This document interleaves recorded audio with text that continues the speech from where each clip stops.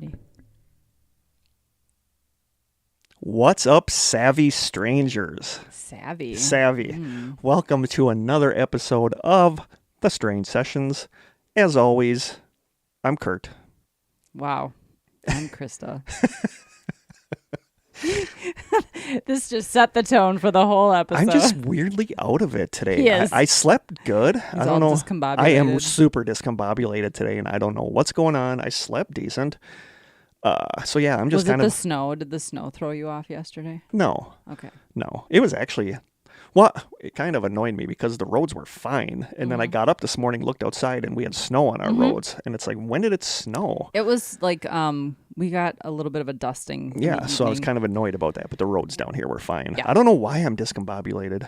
Gonna see how my stomach goes because I think for the first time ever, I didn't have McDonald's today because not having a job and not having money. And I realized I could use the podcast money, but it's not going to exactly kill me to stop eating. No, actually, it'd fast probably food. be the opposite. Yeah, like I'm... Extend your existence a little. Yeah. I've been, because So you it's... didn't eat breakfast? I had some chocolate chip cookies. Which isn't much better. At least there's an egg with McDonald's. Okay. You know, I would get my steak, egg, and cheese bagel. Yeah. But no, like the money situation is rough right now, and I'm Quick Trip has really good breakfast sandwiches, by the way. oh, they do. But And I they're got cheaper. super burnt out on Quick Trip food because I used to, when I worked at the factory, I was getting that all the time. Especially like on Fridays when they have their fish sandwich for like $1. It's very affordable. This is not healthy food, people. Don't go to Quick Trip expecting to get healthy food. Oh, but it's good. It's delicious. It's good. But I just got burnt Yeah. out on it. So I'm just, like I said, I'm trying to save money. By the way, if you don't want to listen to this part, check the show notes. We've posted the timestamp of the topic start. It's not like I don't have the money to get it, but I also kind of want to save my money. So I brewed my coffee, my first coffee at home, and I had my chocolate chip cookies on the drive down here. Gotcha. From Dollar Tree. So they weren't the best chocolate chip cookies. And they tasted kind of artificial, but hey, I ate something. So I want to see. Better off with McDonald's.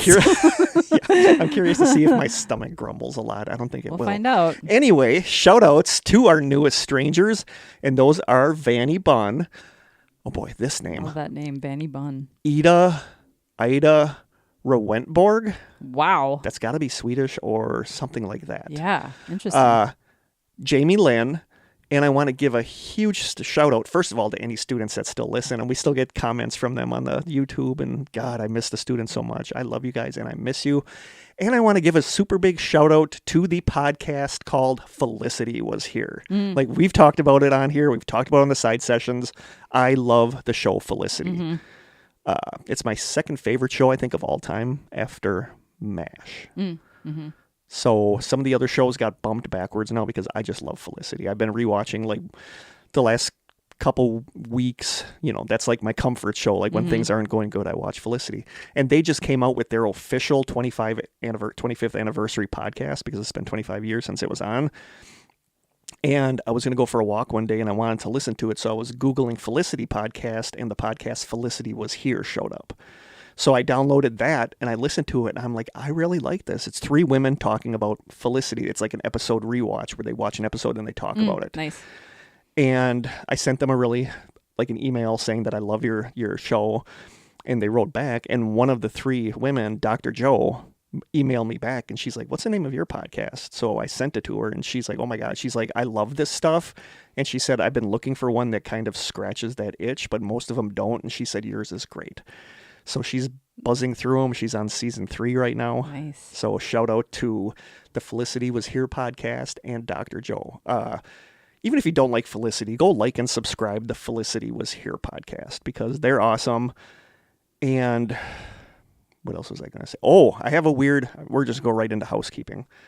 So a synchronicity happened. You posted. Is that why you posted on the Facebook page? That one is why I posted, but it's just been really crazy this week. Earlier in the week, it's kind of dropped down, but it's still constantly happening.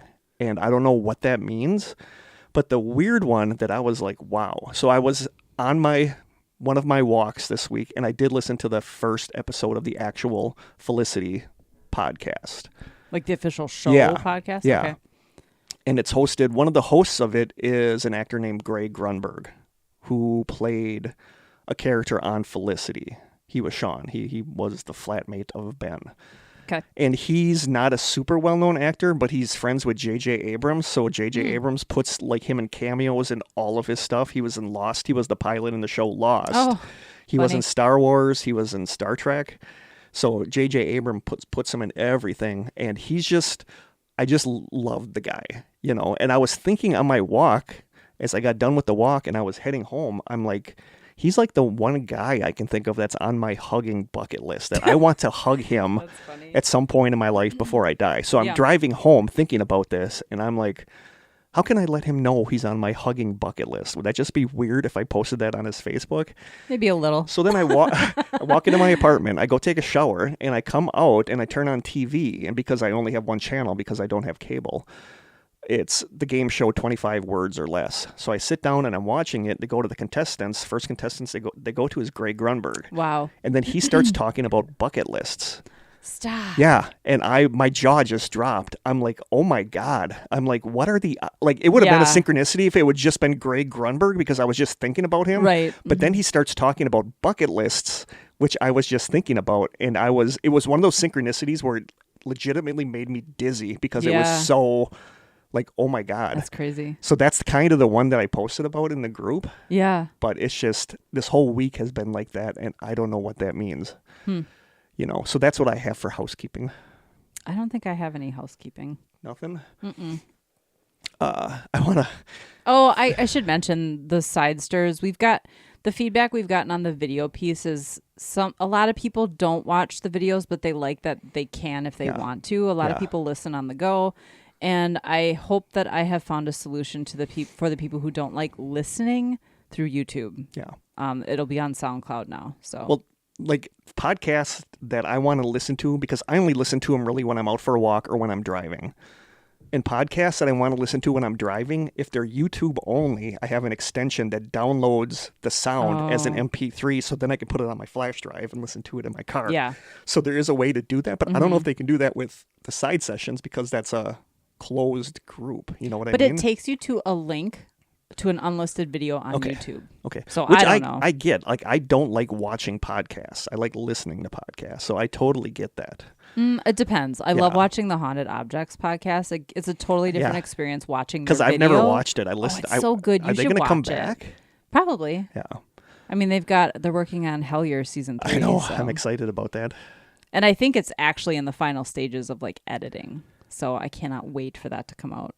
I also, before I forget, want to give a special thank you to everybody that messaged us or wrote on Facebook about the last episode. And once again, I realize that I suck at judging how things are going to go, because I almost did not put the sun blinks stuff in the episode because I thought people would think it was stupid. No, it was the so best I part. really almost cut it out, and then it turns out that was the part that everybody loved the most. Yeah. So I suck at judging what people are going to like and what they're not going to like. So don't go with your No, gut. so that makes me wonder, were there times in the past that I would have done an amazing episode, but I decided not to do it because I thought nobody Revisit would like that it? list, I guess. I don't know. Who was it? Was it somebody? I want to say it was Michaela that suggested that we redo a Maura Murray episode. Oh.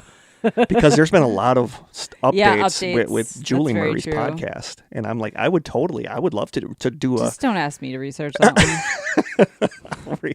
I'll research. Our infamous Maura Murray episode. I'll with research me. that one. Ugh. Not that you did a bad job, but I know you're going to be a little leery about revisiting that. So maybe we'll redo that this season. We'll do another Maura Murray episode. I'll find like a chicken burrito recipe that I can stick in the... Sweet.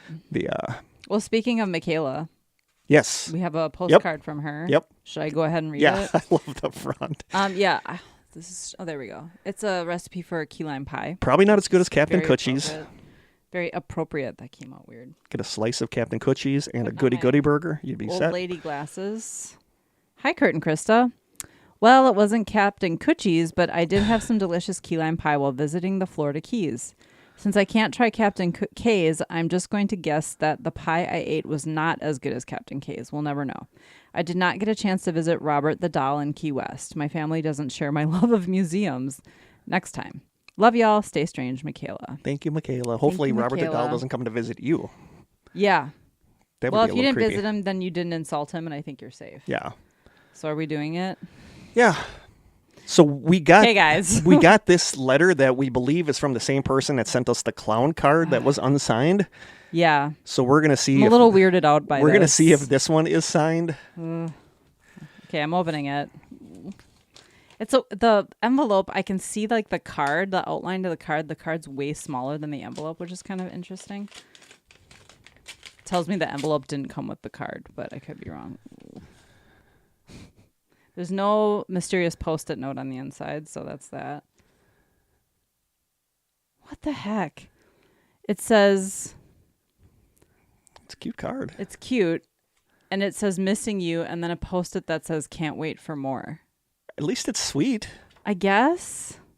I feel like somebody's messing with us. Let me see though. it. Like purposefully messing with Is there like us. a hidden code or something that's like Zodiac style? Oh, God.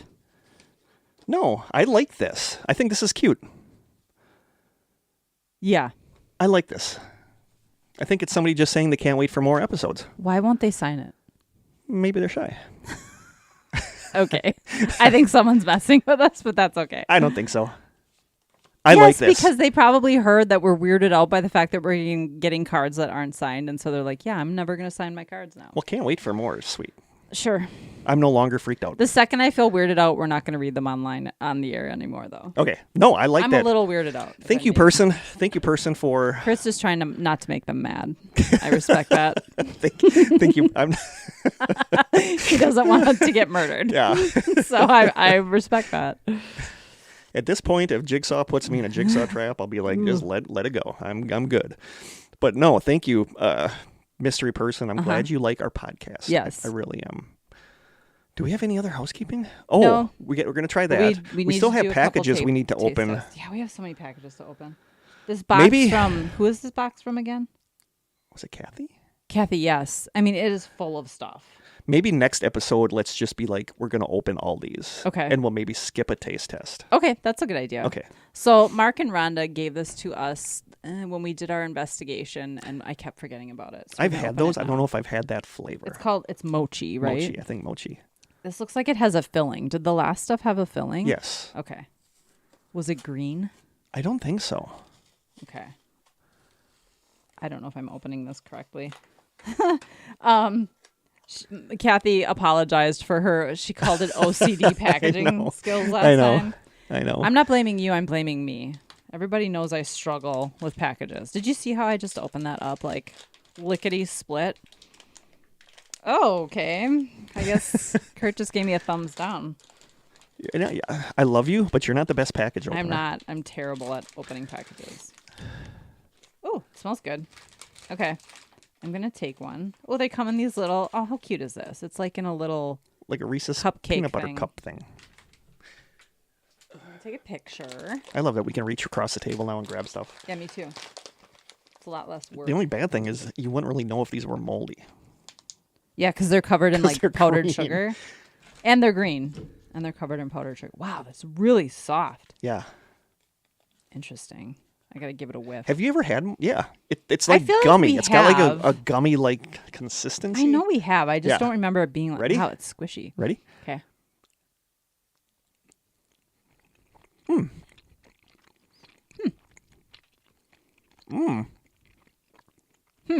What flavor is that? I don't know.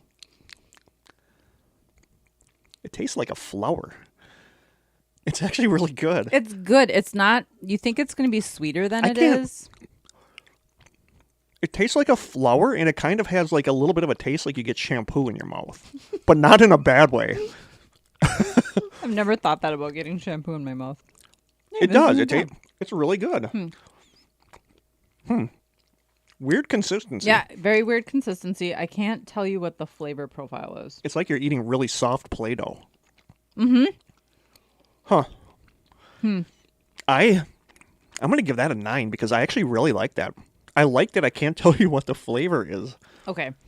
I need to read the warning on here because this just jumped out at me. Oh.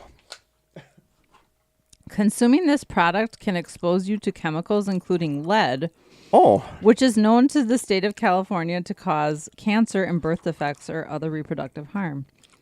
Thanks, Mark and Rhonda. I'm kidding. I didn't know they had paint chips inside of them.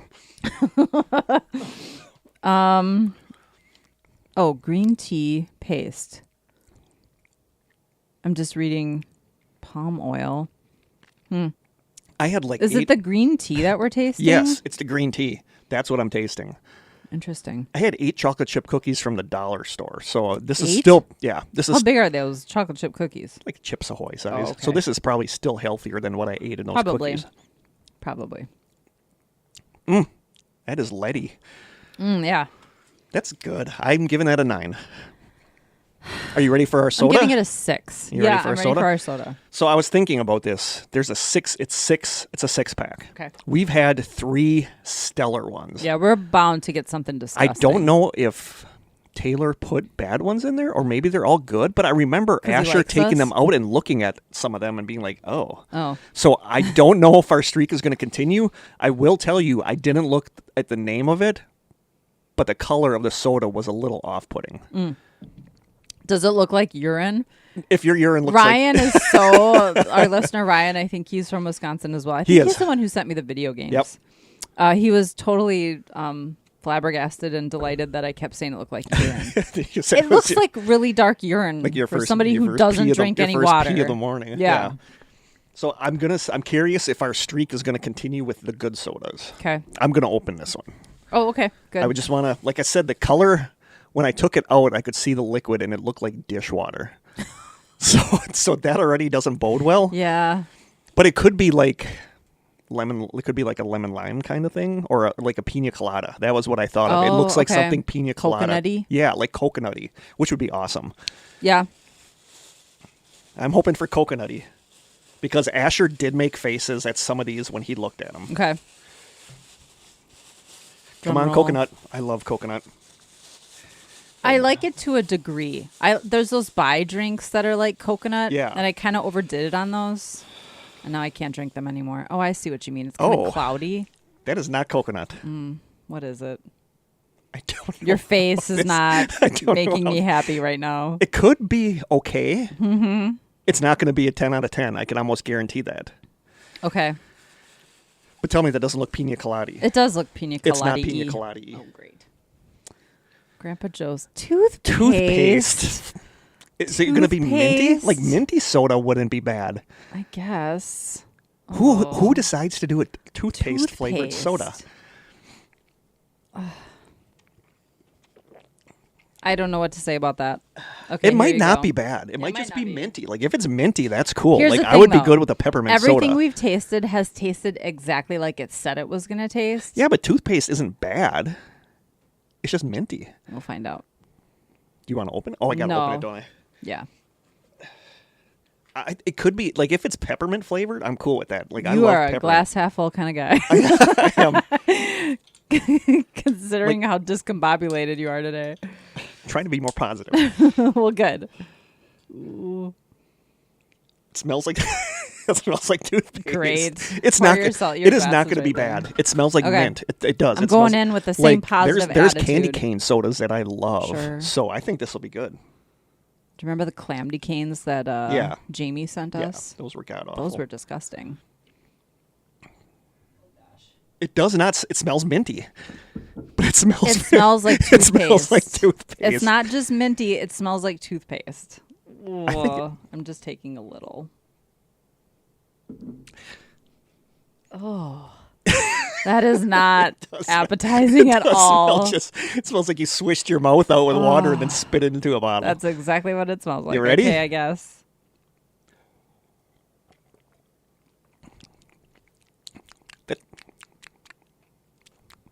I mean, it's not bad. It's not bad, It tastes like a mix of mouthwash. but at the end, Minus like, the alcohol like the burn. end, like the end taste is kind of gross. It tastes like you just brushed your teeth and are swallowing everything.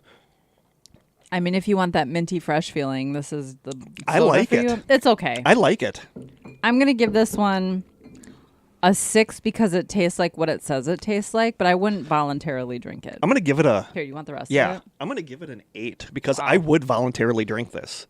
Like I love like when Christmas comes around and they have like peppermint coffee and stuff, like candy cane flavored coffee. Yeah. Like I love pepperminty flavored drinks. I do too. And this I expected there to be more grossness to this, but there's not. It just tastes minty to me. You know, With an undertone of toothpaste. yeah, I like this. I'm going with a 6.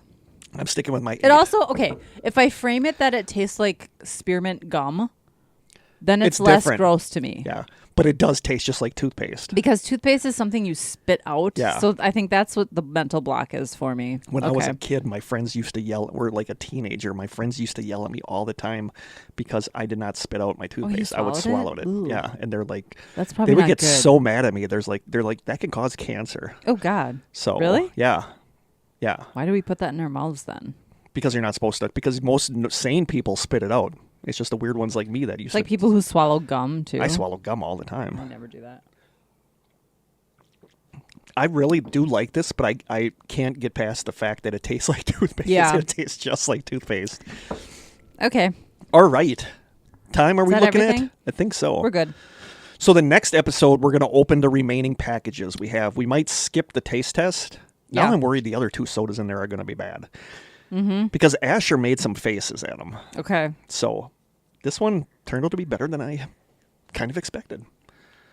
We have all the Matthew Thornton letters now, too. We have we 5 gotta of them. do you have like access to a scanner that we can actually like I scan have them? to take them to work. I do have a scanner. I should figure out how to Yeah, connect don't take it one to to my work and like laptop. forget it on the scanner, and somebody's going to be like, What is this?" So we need to talk to Krista. Calling security. Are we ready? I think we're ready. Oh, I should bring up the website. I forget that I actually do stuff now. I should have given you all the long stories, and I could have just kept the really short ones. Well, you gave me one really long one. But I That's feel for like sure. that one's really good. The last one I love. The last one I feel is kind of like comic relief. Okay. But what happened was, I was going to do a totally different episode, but then I checked out a book from our library about strange Wisconsin stuff and a lot of UFO stuff. And there was some stuff in there that I thought was really fascinating that I'd never heard of. So I'm like, let's just do another strange states, Wisconsin weirdness. So that is what we are doing. We have 8 stories. Krista's going to do 4 and I'm going to do 4. And as usual, what do we start with in the strange states episodes? Oh, fun facts and Fun stuff. facts. I have 5 fun facts about Wisconsin. More fun facts because we already did one fun fact. Fun fact number 5, Krista's hometown. The town of Oconto, where Aaron and I geocached just last weekend. And BDZ lives there. The town of Oconto lies on the western shore of Green Bay and has been home to humans for thousands of years. But in 1952, the town was invaded. What was the town invaded by in 1952? Was it UFOs? No, it was not UFO. Okay. You think I should know this? I realized I got my gold glasses on, so talk to the listeners while I change glasses. As I stare blankly into the camera. What was the town invaded by? Bugs of some kind? You're close. Frogs? Yes. This is so funny. My best friend's grandpa used to tell us this story when we were kids, and Yeah. we thought he was kidding. No, he was not kidding. In 1952, the town was invaded by what? Frogs. In 2 days during the summer of 1952, the New Yorker reported an estimated 175 million, yes, million frogs emerged from local marshes and practically enveloped the town. This is so gross. The explosions of amphibians beneath the wheels of cars at night sounded like rifle fire. People mowing their lawns did so in a storm of flying frog legs and truncated frog bodies. It's horrifying. The marshes near Oconto always supported frogs, but never in such numbers. Typically, the water level of Lake Michigan would rise in the spring, wetlands would flood, leopard frogs would lay eggs, and when the lake level receded with the advance of summer, most of the eggs would die. But in 1952, Lake Michigan remained high, and inconceivably huge numbers of frog eggs grew into hungry live amphibians. A man I know, continued the New Yorker reporter, said they had besieged his house one night in what he swore was a highly organized plan. He had gone out on his front lawn to have a look around with his flashlight and had been confronted by a million shining little eyes. That's creepy. He started Yeah. walking towards the backyard and found that he had been outflanked. He swung the light around and discovered that the whole house was encircled by frogs. It was a scary thing to see, he said. By morning, they had departed for greener pastures or puddles or whatever, and he was left to scoop them out of his basement window wells with a shovel. He took out 2 bushelfuls. That's crazy. That's something I remember from the story was window wells being full of frogs. That's so crazy. As the summer wore on, Oconto townspeople joked about calling in the National Guard and eating frogs' legs, but nothing could be done. Besides, there was a silver lining. Very few mosquitoes were seen that summer, as tens of millions of sticky tongues snapped them up with lightning speed. Eventually, the legion of frogs began to dwindle with the water supplies and food supplies. The phenomenon has never been repeated, and apparently older local residents still recall the summer of frogs with amazement. I never knew that story.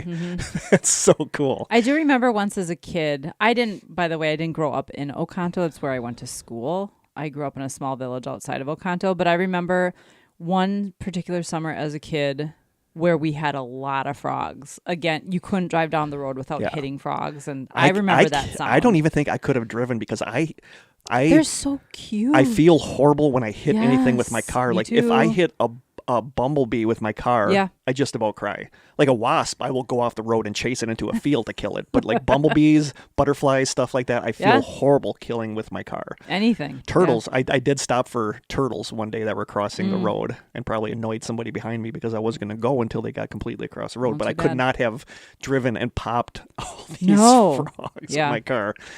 Fun fact number 2, and if you've never seen this, it's crazy.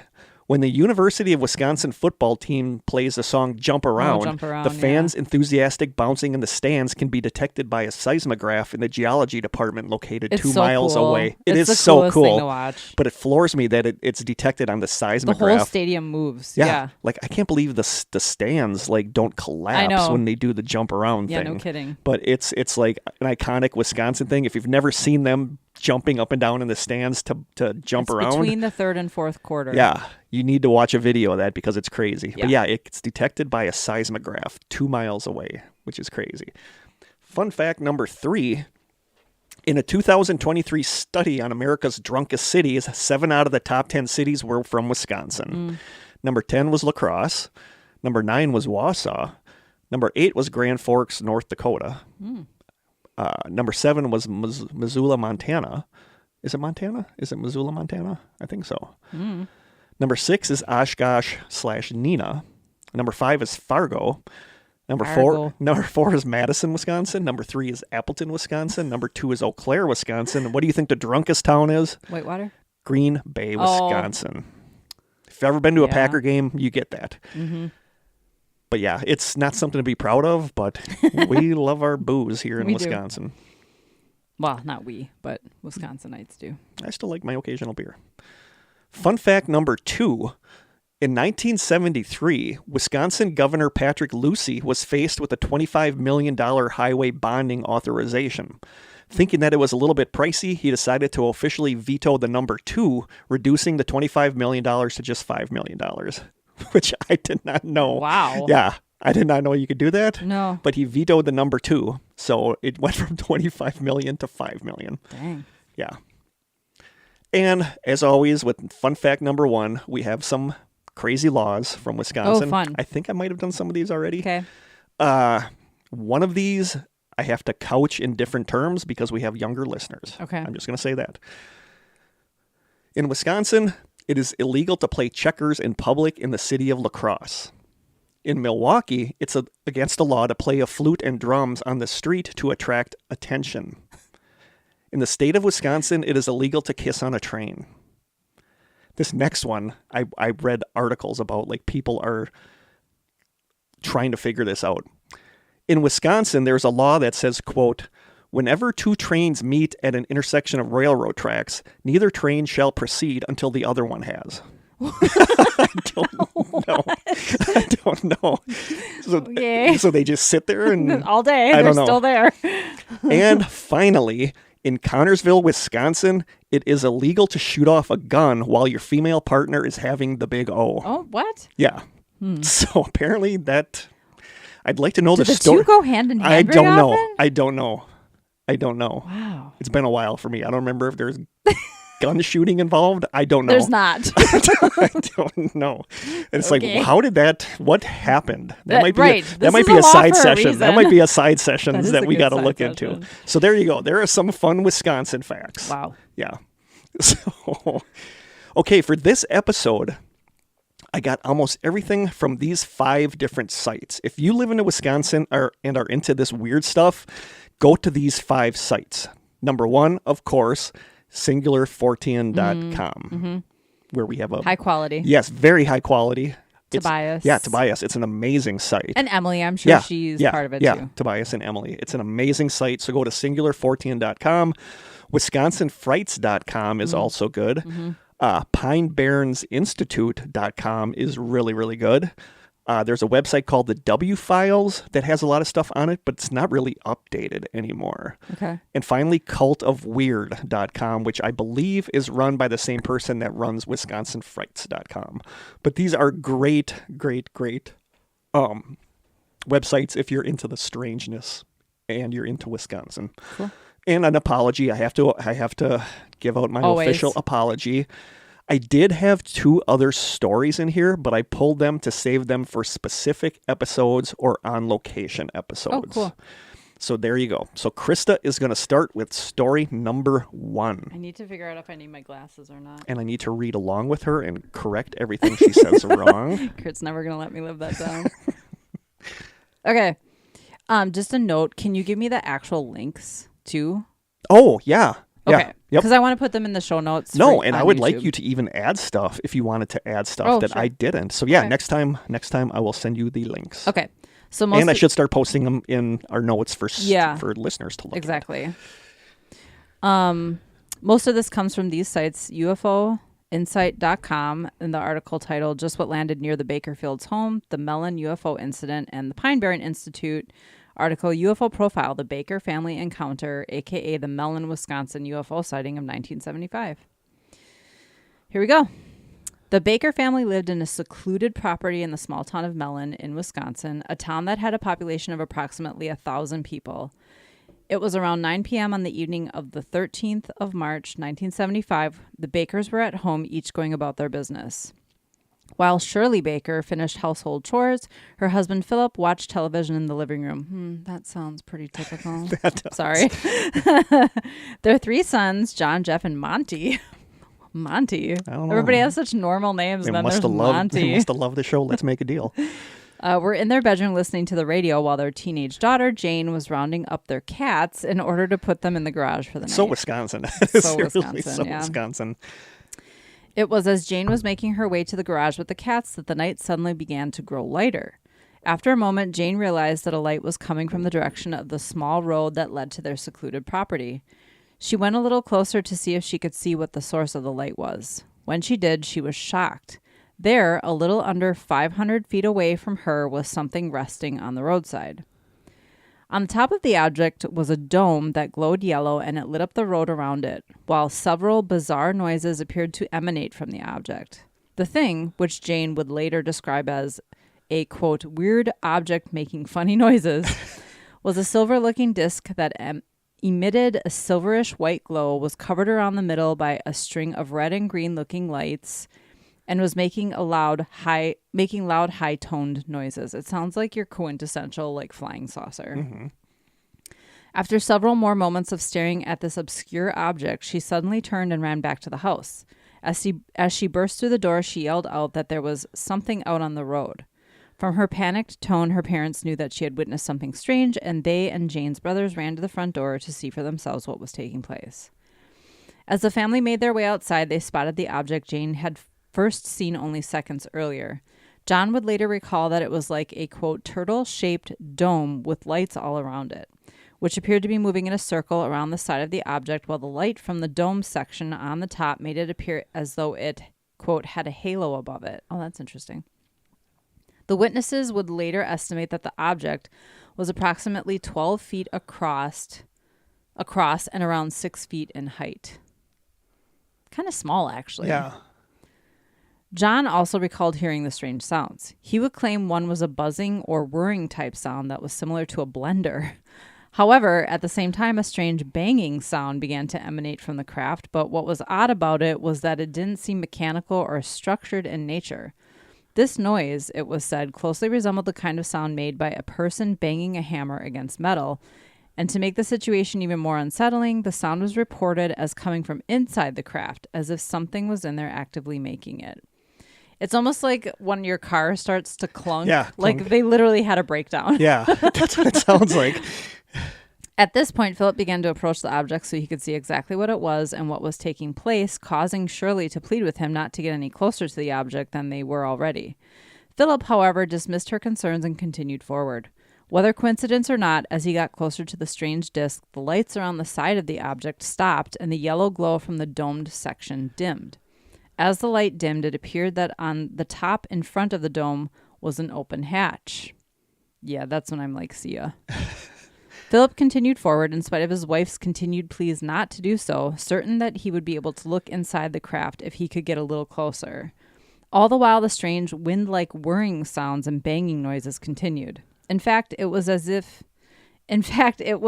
he was listening to this cacophony of sounds, he suddenly made the decision to halt his advance and began to back away from this obscure object.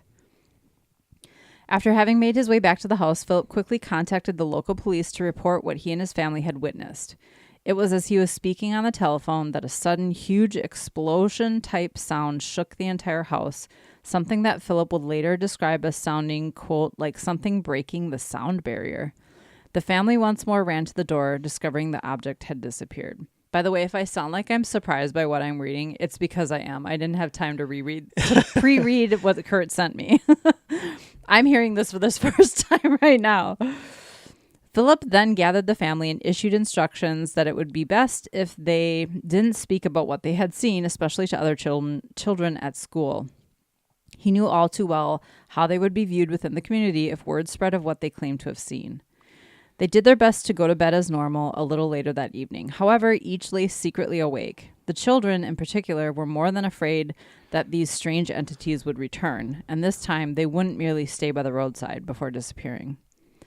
Unbeknown to the Baker family, however, was that George Ree didn't think the family was crazy. In fact, as he made his way back from the Baker home, he kept going over what they had told him. Did they mention him yet? Or is this the first time they mentioned George Ree? This might be the first time they mentioned him. That's I don't weird. remember. All of a sudden, there's a family friend there that they forgot to tell us about. The one thing that particularly struck Ree was how genuinely frightened the family had been.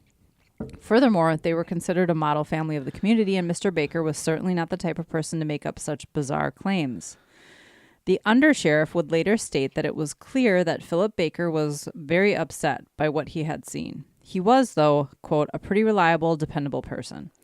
Ultimately, as bizarre as it did indeed sound, there was no reason to disbelieve him.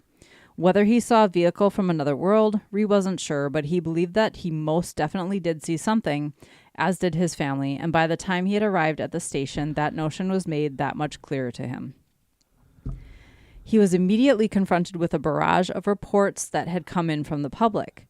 There had been literally dozens of reports, one after another, and were continuing to come in as Ree was there. He requested one of the deputies to go outside with him and see if they could see what multiple residents of the public seemingly were. And only moments after having stepped outside of the station, they could indeed see a scene truly out of the ordinary. Up in the sky above Ashland and Iron counties. So do we know where this is? Like where? I know where Ashland is. Yeah, that's I went there. Way up, I went there to visit north? Sophie, like way back in the day, to do a ghost investigation with Sophie. So it's way up at the top of the Northwest? state Okay. towards Minnesota. Okay. Shout out to Sophie and Adam. The group of lawmen watched as three strange lights moved through the darkness. Two of the objects appeared similar in color and size, while the third object was noted as being bigger and brighter than the others.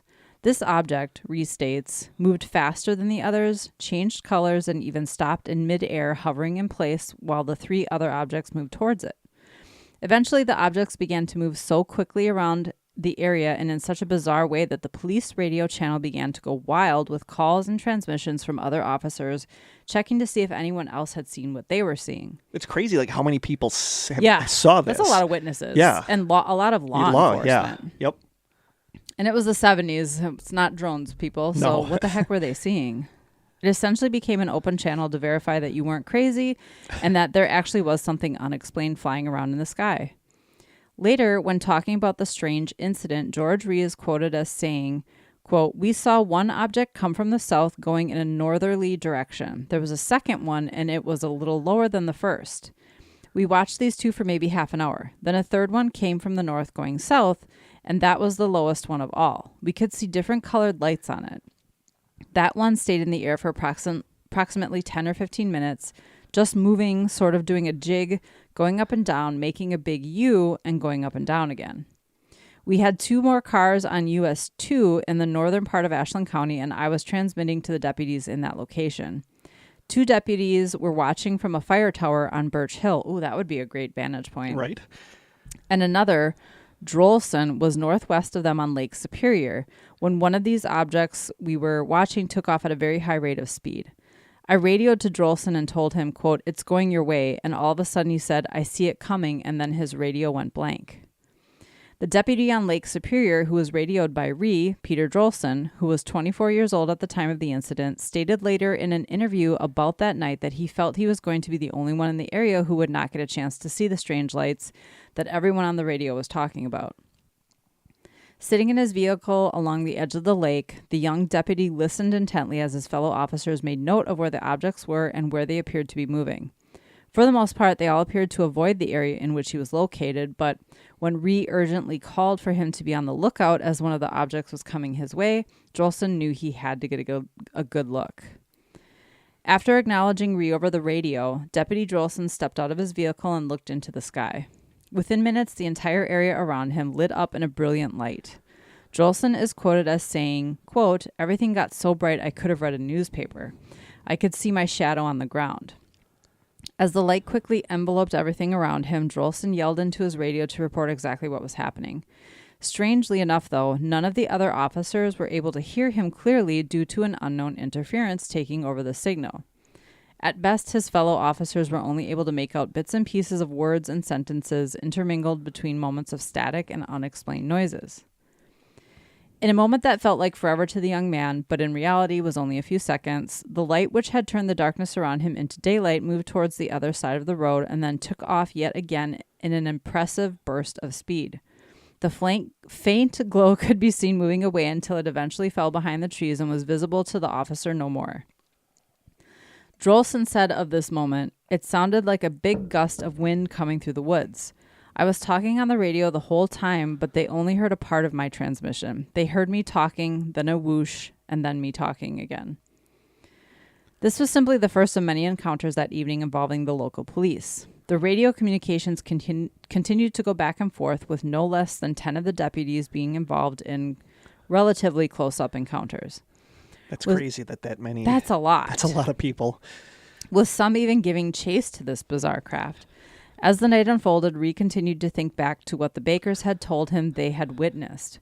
It was almost certain that whatever they had witnessed, many people around the town had witnessed the same thing. The sightings and reports would continue throughout the night, eventually coming to a stop as the morning neared. The next morning on March 14, it's this time of year, actually, the Baker family was waking up to begin their day. Still concerned and somewhat in shock by what they had all seen, 15-year-old Jane decided that she was going to look around the area to see if she was able to find any proof herself that something strange did in fact rest in front of their home. As she walked towards the road and looked around, the young girl nonchalantly glanced towards a swampy area that was located not too far from the Baker family property. At that moment, the teenage witness once again froze in her tracks, just like she had the night before. For there, in the swamp, was the evidence she so desperately hoped to find. Only this time, though, the strange object was not on the ground, but rather it was hovering in the air over the trees. That's creepy. Yeah. It's like it's watching them. Yeah. Keeping her eyes locked on the object, Jane began moving back towards the family home. She was determined to figure out what this thing was, but due to the cold Wisconsin morning, she first needed to grab her coat. That's, fair. March in Wisconsin. It could be 70, it could snow. You just don't know. When back inside, the young girl quickly put on her jacket and grabbed the family dog to come with her. The object, which was still hovering motionless in the sky, looked exactly the same as the one witnessed by the entire Baker family the night before. The only difference, though, was that none of the lights were on and none of the strange noises were able to be heard.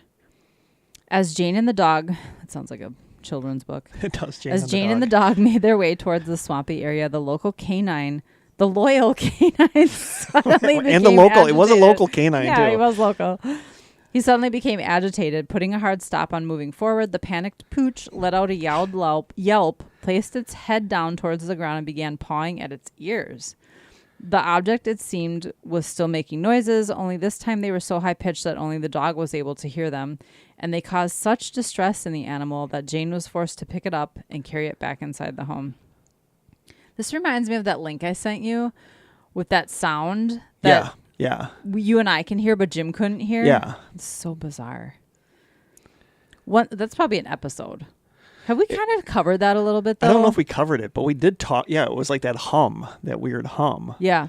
But it's also like years ago when kids would have a ringtone on their phone that, like, after you hit a certain age, you can't hear this pitch anymore. So kids would be able to hear the ringtone, but adults couldn't hear it. Interesting. You know? But the hum you sent me was interesting. Yeah. Once inside, the now skittish dog took off to hide somewhere in the house. Wanting to take care of her pet, but also wanting to see the object, Jane made the decision to venture back outside and head towards the swamp area alone. Problem was, though, that when she came back, the object was gone. No sound was heard and no evidence was left. It was as if it simply vanished into thin air. If she hadn't have seen it herself, she never would have believed it was even there. Disappointed, Jane headed back inside to tell her family what she had seen. Understandably concerned that the object may come back at a later time, the Baker family watched the area in hopes of spotting it again rather than be caught off guard. But the objects, it seemed, were done with both the Baker family and the city of Mellon, as they were never seen again. Interesting that nobody got a photo of any of this, though. Yeah. But what year was it? 75. Yeah. That's always cameras. That's come I up wasn't all the alive time. That's yet, come up in but- so many episodes this season. It's like, why didn't you get a picture of that? You know? News of the sightings soon spread around the town and ultimately onto the pages of several newspapers. And while there had been many people of the town who had reported sightings, given that the Baker family had one of the oldest and earliest encounters of the evening, many reporters would descend on their hidden-away home for comment. This quickly progressed to people contacting them to appear on the radio or even television, all of which were not attractive offers to the Baker family. However, at least according to their later claims, the most unsettling visitors to their home in the weeks and months following following the UFO encounter were the strange men who claimed they worked for an unknown military department who appeared to be prying into their personal activities. You got the men in black showing up. Yep, as much as the UFO sighting itself. Oh. Now you don't like this soda so much? Yeah, I don't know. Might drop it down to a 7. Eventually, a representative of the Center for UFO Studies, a research group founded by J. Allen Hynek in 1973. The stealer of the bat sphere. Oh, is that who that is? Yeah, he's probably not. I just like calling him that. Yeah. Just giving him a little shade. Just giving him a little shade. Arrived in Ashland County to both interview, research, and categorize the entire experience. While no clear explanation could be determined for what the witnesses had seen, it was of the researchers' opinion that the Mellon UFO sighting should receive the official classification of CE2, a classification which is better known as a close encounter of the second kind. Yep. Because it left some kind of a physical... Trace. Right. Yeah. Like it interfered with radio signals, stuff like that. Yeah. Okay. While the Mellon UFO sighting of 1975 remains a little-known drop in the gigantic bucket of UFO sightings from the 1970s, it is worth noting that the event did shine front and center for a little while in the public consciousness. So intriguing was the event that Leonard Nimoy's show, In Search Of, included the sighting in the show's excellent first season in 1977. I used to love In Search Of when I was a kid. Still has the funkiest theme song for any TV show that I know. I'm not familiar. I'll send you a link later. Okay. John Baker, who was just a young boy at the time of the sighting, would claim that he believes that what they witnessed probably was extraterrestrials. And what's more, it is his belief that the minerals that reside in the Pinocchio Hills of the region might be what attracts them. There's some people that think that's why UFOs show up, is they need minerals Yeah. or something from that area. I mean, that is some resource that they don't have. Yeah. But I just thought that was a fascinating story because, you know, you get this 15-year-old girl that sees this UFO and it's just like, whatever. And then all of a sudden you have police officers seeing this thing and Right. chasing it around. Like, how many people Having weird witnessed interference. this? Yeah.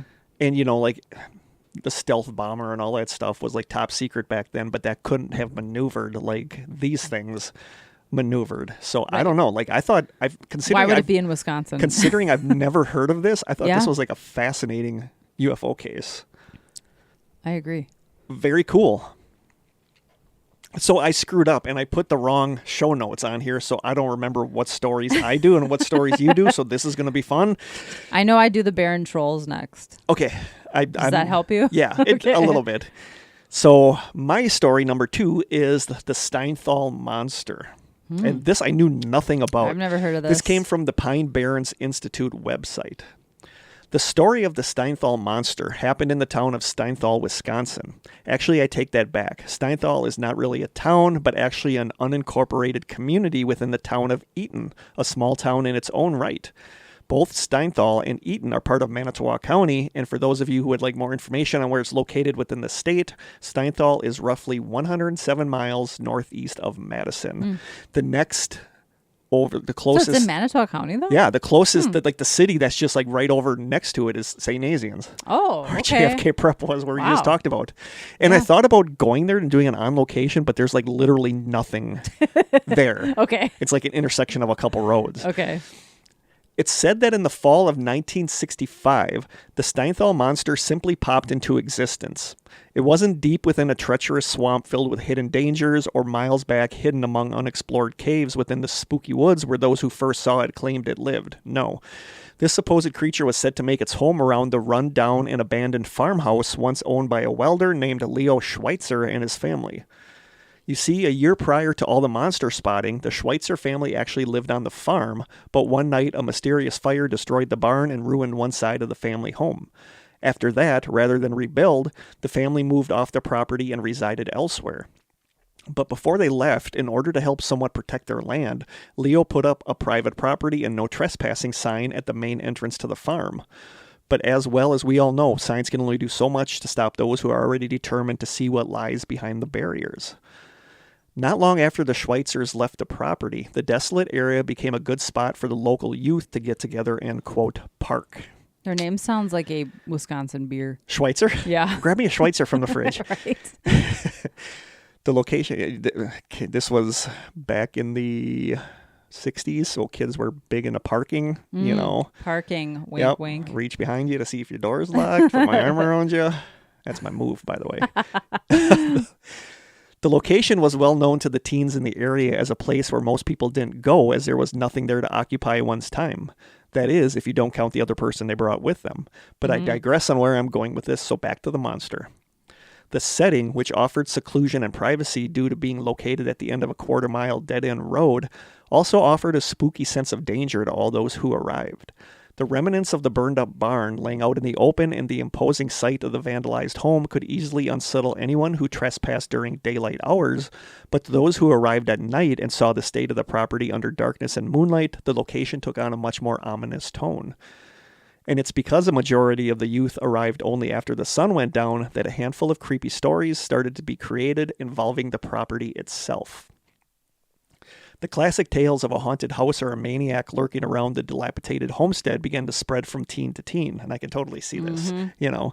Not long after the stories were created, cars that once only carried 2 occupants to enjoy the privacy of the property now carried as many that it could fit inside of it. Dares were being created and spread among the youth, which required one brave member to exit the vehicle and approach the home, touch it, and then run back to the safety of the waiting vehicle. More extreme dares sometimes required a scared teen to not only approach the home, but to also go inside of it for a set amount of time before allowing them to come back to the vehicle. One can only imagine that the poor soul who was chosen to complete this task was assured by all others in the car that they had already done this challenge just days before and that the current victim should totally believe them without questioning it. Because if they really wanted to be part of the group, they had to do it. It sounds like a horror movie, like the start to a horror movie. As time Like an urban legends type of horror movie. As time passed, more and more people became aware of what was happening at the Schweitzer property. Even Leo himself was aware of what was going on and stated that while he personally didn't mind locals going to his land for an evening of good fun, he did wish that those who were arriving that were coming just to vandalize the property would stop. He went so far as to ask the local sheriff's department to help keep an eye on those who arrived, which is going to be great if you're making out with your partner there, and even check for damage again every now and then.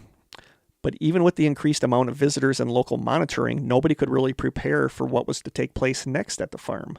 You see, as with all the stories and local legends, those that involved the Schweitzer property were naturally evolving and growing larger and larger with every retelling. So it only makes sense that the final telling of these tales would evolve to reach monstrous proportions. As we've alluded to multiple times from above, this is where the creature finally makes its appearance, and in true monster fashion, it is said to have first arrived at exactly midnight on a dark and cold fall night. Whether it was stormy or not is unknown. Now, nobody remembers who the first person was to have claimed to see the creature, but once word spread that a monster was now calling the Schweitzer farm its home, everybody was hoping to catch a glimpse of it. Cars full of teens making their way to the abandoned farm all started claiming to have seen something monstrous while out on the property. The once standard dares for one member to get out of the vehicle faded away, and impromptu monster hunts took over. Entire groups of local youth would pack themselves uncomfortably into cars only to all get out minutes later and huddle close together while pointing multiple flashlight beams in every direction on the property, just hoping to get a glimpse of the fabled monster. Now, most of the time, nobody saw the monster in person, which is typical in a majority of monster cases. There were always those who claimed to have seen something out of the corner of their eye, but whether it was the monster or even the ghost that was rumored to dwell inside the house, they couldn't be sure. But as soon as someone got spooked in any way, the entire group would run back towards the car, cram themselves inside, and make their way away from the farm as fast as lightning. I can totally see all this. Yeah. The next day, they would boast of how they survived the Steinthal monster and managed to just narrowly escape.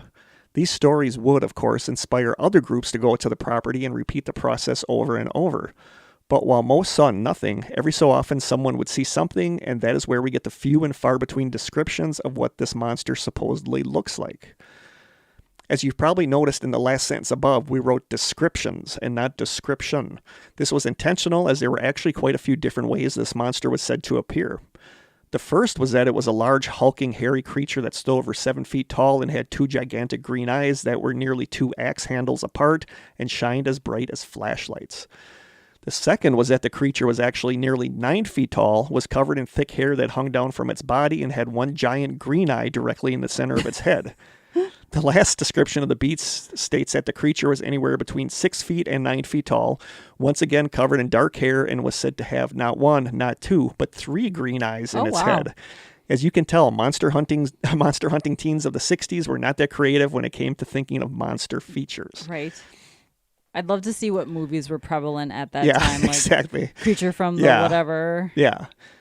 Along with the bizarre descriptions of the Steinthal monster's overall appearance, there came the rather boring retelling of what the creature was most often seen doing. According to those who were lucky enough to catch sight of the beast, the monster was typically seen just standing there off in a field or sort of lumbering around the property. It doesn't appear that anyone ever claimed the monster charged them or tried to take them by surprise. It just sort of seemed to be there and caused fear in these teens just simply by existing. So in the grand scheme of things, when compared to its more monstrous cousins found around the world, this beast was pretty tame. A typical spotting of the creature would go something like this. A car full of would-be monster hunters would arrive on the property. Depending upon the bravery level of the party, they would either get out of the vehicle or remain safely inside. Flashlights would scan the areas of field and trees out by the remnants of the barn or around the sides of the house. Occasionally, the beam of a flashlight would catch the eyes of the creature, and bright green illuminations would reflect back towards the terrified witnesses. If not already in the vehicle, the group would run back to the car and take off away from the property at breakneck speeds.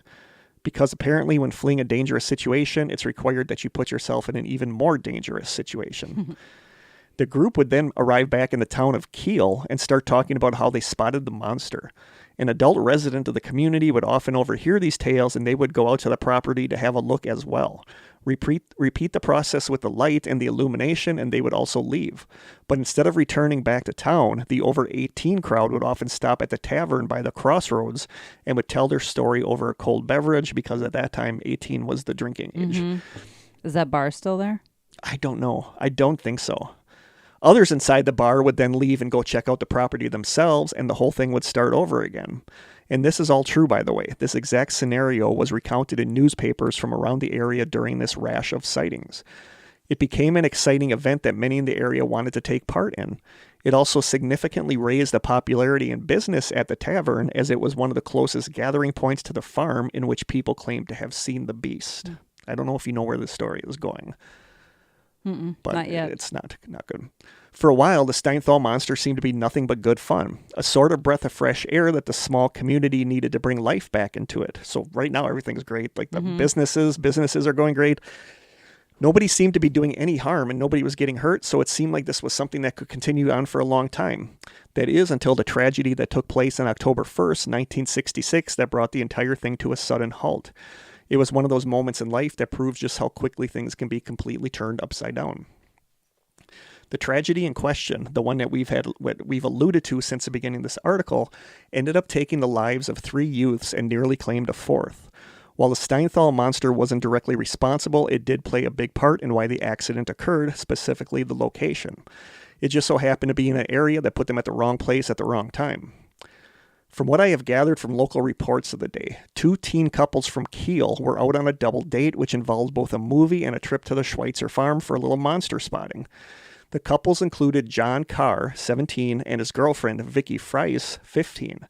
Vicky's brother, Jeffrey, 18, made up the second couple along with his girlfriend, Carol Schneider, 15.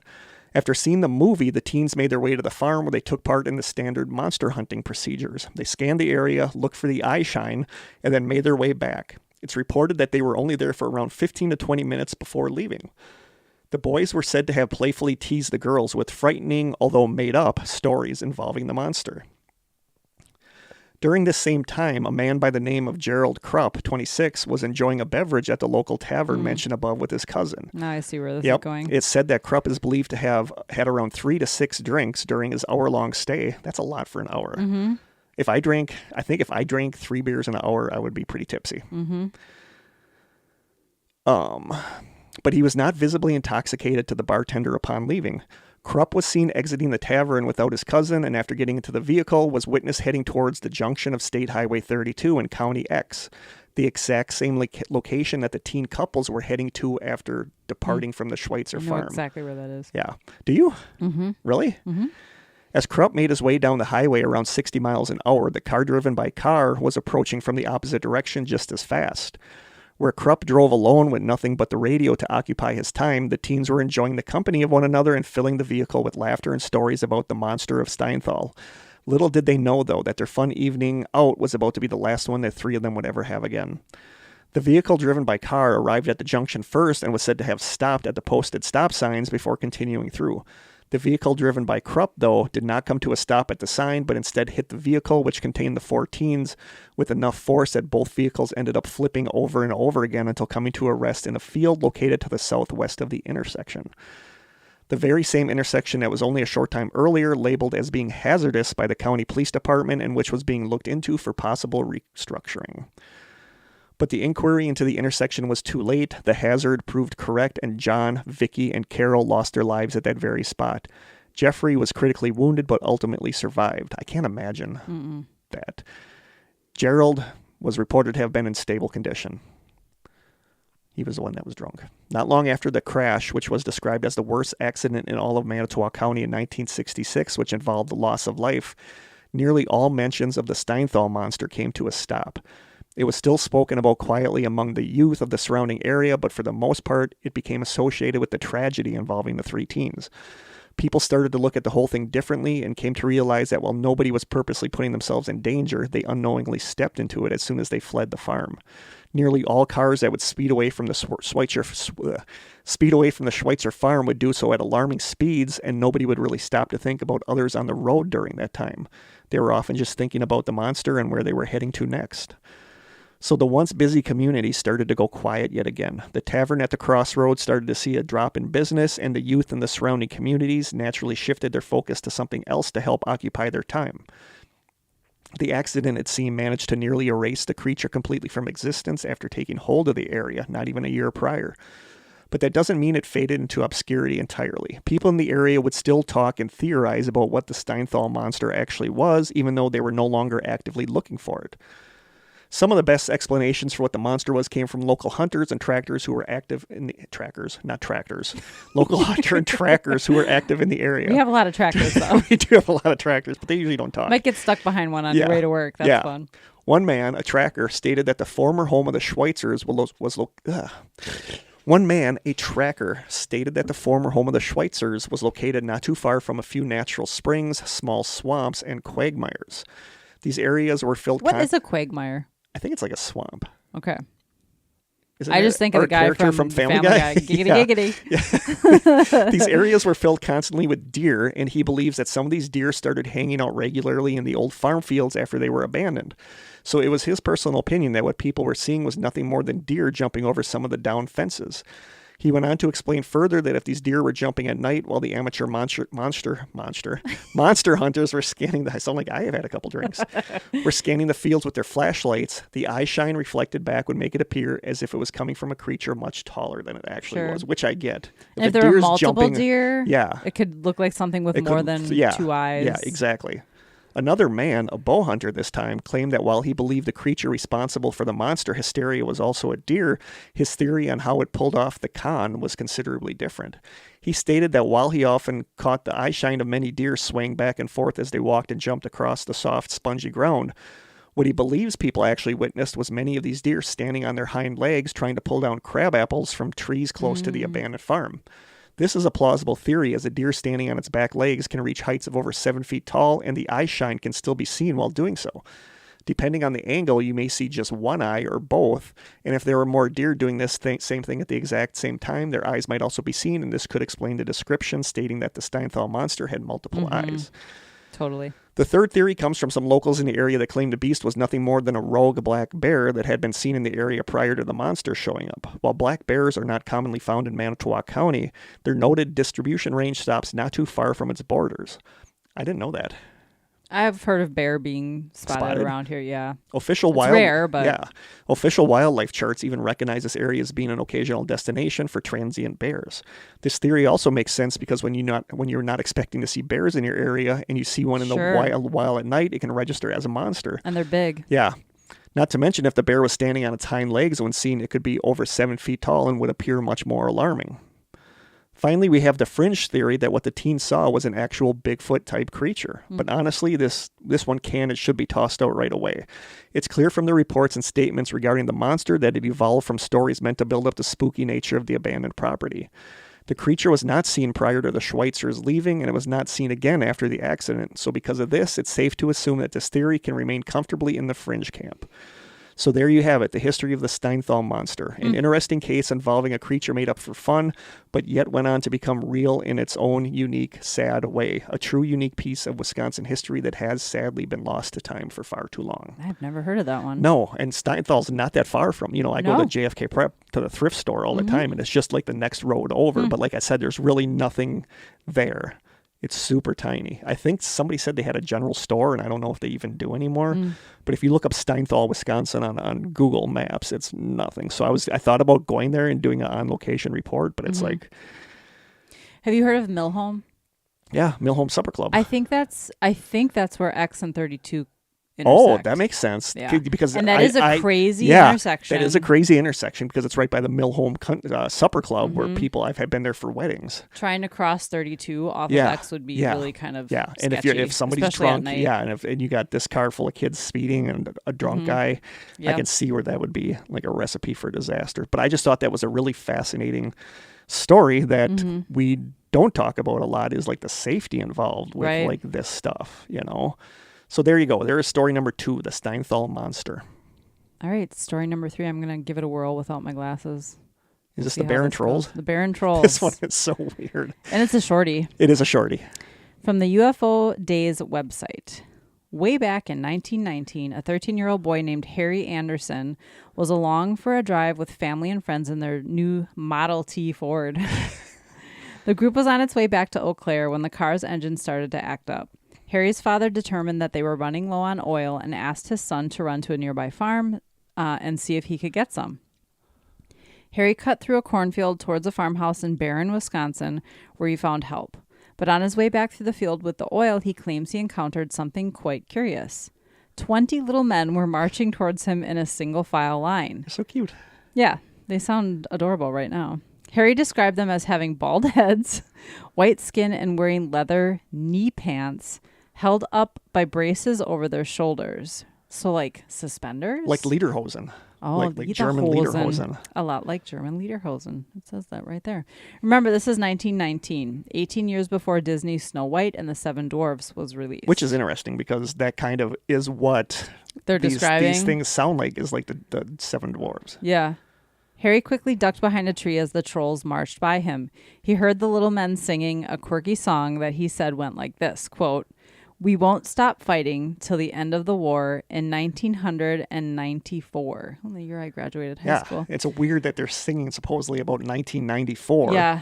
Sound off 1, 2, sound off 3, 4, detail 1, 2, 3, 4, 1, 2, 3, 4. Interesting. Nothing very interesting happened in 1994 except that I graduated high school. Maybe that's what they were singing about. Oh, sure.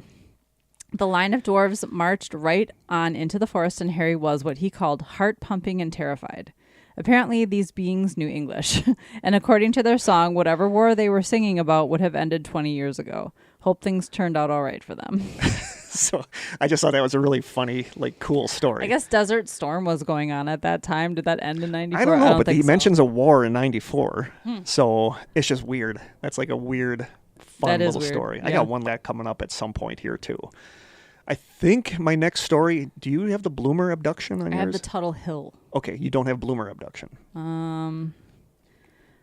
Stay tuned while I scroll through my email. This was my bad for putting the wrong notes. Salter UFO sighting. I think I'm good. Okay. So I don't have where this is from. So this is directly from the awesome book. And this is like the go-to guy for Wisconsin weirdness. Sadly, it's not us, but it's Chad Lewis. Because Chad Lewis constantly speaks at libraries around here. Yep. He's written a bunch of really good books about haunted locations and stuff. Yeah. He's a good guy. I would love to have him on the show, actually. Somebody sent us one of his postcards. He's like hanging on our Yeah, I would actually love to have him on the show. Chad, if you're listening, get in touch with us. He'll get right on that. I'm sure. So actually, he probably would. He might. I always wonder, who listens to our pod? Does anybody Probably not. Probably not. Famous? No. Yeah. It's gonna I always think it would be so cool if Josh Gates is like, hey, I heard your podcast. If somebody famous did. I mean, has Neil Story ever listened to our podcast? He's kind of famous. I think so. He does have a TV show. I think so. So this comes directly from the Wisconsin Road Guide to Mysterious Creatures, a book by Chad Lewis, and I think this is actually where the whole idea for this episode came from, was this story. Cool. So this one's the Bloomer abduction. Mary, which is not her real name, Mary and her family lived quietly in a comfortable home on the outskirts of Bloomer, Wisconsin. I don't know where Bloomer is. In 1990, I'll Google it. Okay. In 1997, so this is not that old. It's not like the 60s or 70s. In 1997, Mary contacted the Minnesota chapter of the Mutual UFO Network, or MUFON, which then put her in contact with a research colleague of mine named John Carpenter. Not the Halloween John Carpenter. Yeah. I don't think so. Bloomer, Wisconsin is really... It's by Minnesota? Yes. Okay. Right on the border, looks like. By Eau Claire, just north of Eau Claire. Carpenter met with Mary after a lecture he had given in Eau Claire, so it is right by Eau Claire. Yep. And after the meeting, Minnesota researcher Craig Lang joined the investigation with us. Although the woman reached out to us in 1997, we would all soon discover that Mary's bizarre encounters had been taking place long before that. Mary's first memory of something not quite right took place while she was still in high school during the late 70s. In her dream, Mary was awoken by a strange, hairy man who, quote, looked like some kind of soldier, but he was not human, which is weird. Yeah. Not knowing but he was hairy? Yeah. Okay. Not knowing how, Mary had a strong feeling that she knew who this creature was and that he was visiting her in order to say goodbye. In her dream, Mary expressed great sadness that the creature was leaving. When she awoke the next morning, Mary gave the odd dream little thought. It wasn't until much later that Mary would start to piece together all of her puzzling events. During her high school days, Mary was dating a young man named Bob, who is now her husband. Probably also not his real name. Probably. I don't think it's his real name. Mary and Bob. And, as you do in Wisconsin, one Friday evening back in 76 or 77, Bob picked Mary up to go out for a night of trout fishing. Well, sure. That's what you do on dates here. Yeah. While out at the water, time quickly passed, and the couple soon found themselves extremely sleepy. Even though they were only a few miles from home, for some odd reason, the couple decided to sleep overnight in their car. That's weird. Were Bob they was drunk? sprawled. Yeah, probably a little too much Blatz. Bob was sprawled out onto the front seat while Mary quickly fell asleep in the back. Their sleep came to a sudden end when sometime during the night, Bob awoke to find his car shaking violently as though someone was lifting it from the outside. A bit confused, Bob assumed that some prankster was outside playing a trick on them. Darn pranksters. Right. But when he looked out the window to get a better view, he saw an extremely bright light shining down on the car from above. Bob remembered that the lights were bright, changed colors, and seemed to be flashing. To make matters even more strange, whatever was causing the lights and shaking was emitting absolutely no noise. It was completely silent. Bob reported that the shaking went on for approximately 1 minute, during which he was so terrified that he was physically unable to move. Then the lights suddenly vanished and the car stopped moving. Nearly in a state of panic, Bob noticed that Mary had somehow slept through the entire thing. Bob scrambled to wake Mary up and explain that something was outside shaking the car and that he needed to leave the area immediately. Without even waiting for Mary's response, Bob started the car and the couple tore off towards home. Although the previous events rang out as being weird and unusual, they still fell into the category of possibly being explained away. Unfortunately for Mary, the next accounts are anything but explainable. In November of 1996, Mary had an experience that she described as, quote, very frightening and disturbing. Late one night, Mary was sound asleep in her bed when she was jolted awake by something that was being pressed against her left shoulder. She could sense that someone was standing there next to her, but before she could even look, she was grabbed by her feet and flipped over onto her stomach on top of her husband, which is weird. Yeah. Yeah, that's not what you want to wake up. Noping all over that. Yeah, Krista's noping. I don't have to tell them you're shaking your head now because they can see They it. can see it unless Yeah. they're just listening. But Yeah. But before she could even look, she was grabbed by her feet and flipped into her stomach on top of her husband. Trying to wrap her head around what was taking place, Mary noticed that she had completely lost control of her body. Mary tried to explain her inability to struggle by saying, quote, I couldn't move, like I was frozen. like sleep paralysis? Kind of, yeah. Mary was then face down on top of her husband, who she could see was still in a deep sleep and unaware of the terror his wife was experiencing. Mary desperately tried to scream or scratch at her husband as she was being slowly pulled down the bed by some unseen force. That's a nope. That's a no. Halfway out of the bed, Mary's world turned black, and the next thing she remembered is that she was standing in her kitchen staring at a peculiar light that was shining in from the backyard. Oh. Mary also noticed that the windows had been open funny and a slight breeze was blowing through the curtains. Still feeling, no, Krista's noping. All of this is like nightmare fuel. Yeah, I don't like yeah, any of this. Yeah. Still feeling like she was trapped in some dream, Mary remembered, quote, being told that I was tired and I should go back to bed, which is exactly what she did.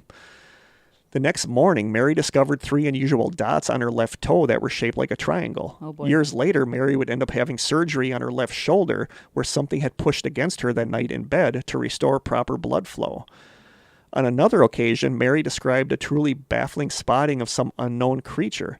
She was working nights, and one evening when she left for work, she spotted, quote, a very strange bird in her driveway. She only caught a quick glimpse of the creature because it flew off so fast. She described the creature as follows. Quote, it was white and around 3 feet tall or so. It could have been 4 feet. It wasn't a crane because it had a bigger body and the neck wasn't long like a crane and the head was bigger, not like a bird. As Mary got into her vehicle and headed off to work, the creature flew right in front of her, so close, in fact, that its feet hit her windshield. Mary stated, quote, I thought I must have killed it and I slowed down to look, but then it just flew off.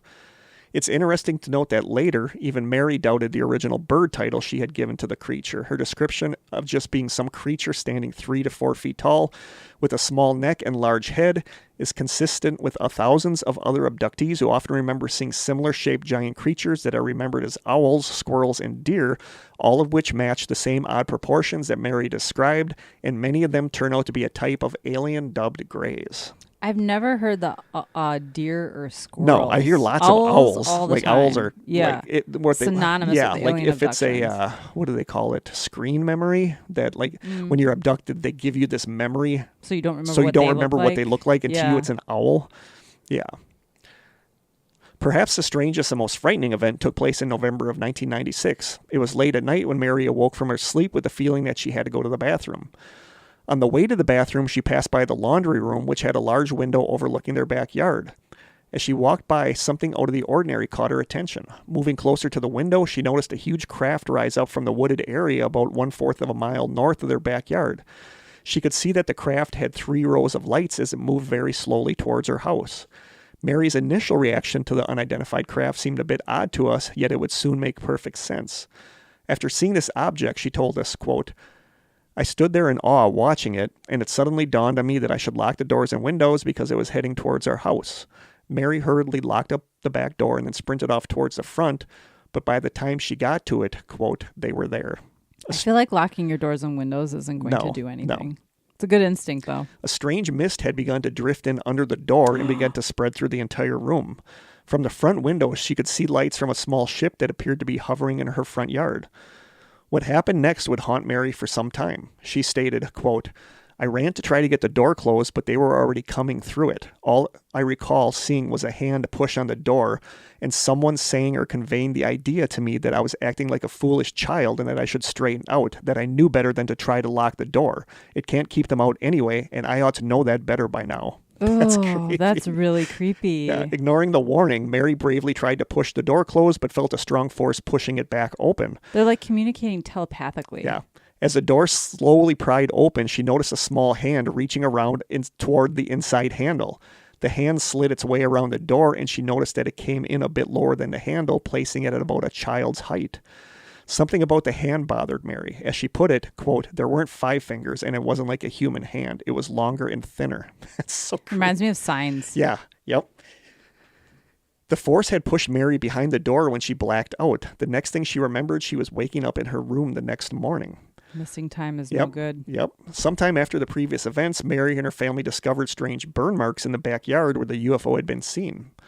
In 1998, Mary agreed to go under hypnosis with Professor Nemo Mitted to see if any further details of her case could be gained. It was under hypnosis that she remembered being taken from her room by 3 creatures that at first appeared to her as floating balls of light. The creatures were approximately 4 feet tall with large heads and strange almond-shaped eyes, similar to her bird sighting. It's totally a gray. Mm-hmm. Her description fits that of other abductees who report being taken by a type of alien called the Greys. Mary could recall being floated out of her room into some sort of craft, although how she got through the entrance of the craft she didn't know. Once on the craft, she could see other humans that were similarly placed in what appeared to be some type of examination table. Mary was subjected to several medical procedures in which the true purpose remains unknown. Under hypnosis, Mary began crying and stating that she was trying to grow her hair out long. When asked why, she replied that all of the humans she saw on board were totally naked while the aliens were clothed. Therefore, if she could grow out her hair long enough, the aliens would be unable to see her naked body and she could capture some semblance of control over the situation. After the mysterious procedures were completed, Mary found herself back in her home, unaware that anything out of the ordinary had happened. So that actually implies that this probably happened more than once. And so she wishes she could grow her hair out so that the next time it happens. Yep. Ooh. Which I get. You Totally. want some kind of Interesting control. rationale, Yeah, that is but an interesting rationale. Amazingly, after years of being visited by alien beings, removed from her home against her will, subjected to countless unknown medical tests, and mysterious markings appearing on her body, Mary still has a positive outlook on the situation. She summed up her attitude completely when she wrote to us and said, quote, at first frightened by the events, I now feel endured to them, like they were part of a necessary part of something profound that is going on, something that I have become a part of, whether I like it or not. That is a very positive outlook. Yeah, like alien abduction is creepy, man. You know, something so terrifying about that. Like the whole like you are completely powerless. Like the scenario of the door, and you can hear them on the other side telling you you're being a foolish child, and you know that the door isn't you can't lock the door on them. So there you go. Like that is the Bloomer abductions. Me no likey. No. That's the creepiest story today. Okay, not the gnomes, not the little gnomes marching with their war. I like that. With their little song about 1994. Like I said, I got one coming up that's like kind of like that. All right, story number 5: Tuttle Hill UFO sightings. Do we know where this one came from? One of those sites that I mentioned. Okay. I'm not sure which one. We'll try to post the links. Can you send? Do you think you can find the links? I'll try. Me? Okay. At about 11 p.m. on April 22nd, 1976, great year, George Wheeler, a relief policeman at the town of Elmwood, population 737, located in west central Wisconsin, about 60 miles east of the Mississippi River. It's so weird that I always forget that the Mississippi River like flows like right by Wisconsin. Spotted an orange glow at the top of Tuttle Hill. Mr. Wheeler is a veteran of 30 years of police work in New York State and Wisconsin, and the former one-man police force in Elmwood, one-man police force, I guess there's 737 people, where he now performs as a reserve officer, filling in for the present chief when necessary. He was also a combat pilot in World War II.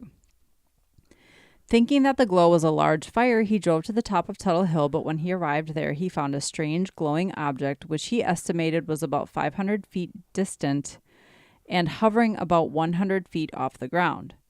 He said it was between a limestone quarry and a farmhouse in the area. Wheeler later said that there were 6 bluish-white lights, windows, or portholes on the side, and he could see shadows as if someone was moving inside of it. In the middle of the side facing him, there appeared to be some kind of panel that was open, and Wheeler said that inside he could see something which was revolving slowly and had fin-like parts on it similar to a turbine. What Wheeler interpreted to be legs on the craft were partially extended from the main body of the object, and there was a long black hose-like appendage on the bottom. The main part of the craft was silver in color. All the while he was observing, Mr. Wheeler remembered some advice given him by Boss Track the preceding April when he had his first experience. Who's Boss Track? I don't know. Okay. I must have took that out of that. If he should have a similar experience in the future, he should attempt to observe as many details as possible. So somebody has already had an experience like this, it seems. When Wheeler first saw the object as he arrived at the top of the hill, he radioed the sheriff's department headquarters in Ellsworth and described what he was observing. Suddenly, the object started to rise straight up at extremely high speed, and at this time there was a bluish flash, whereupon the squad car, the lights, and the radio went dead. Again, police, even if it's a one-man police, one-man police unit, it's still an officer. Yeah, exactly. And it's messing with his equipment.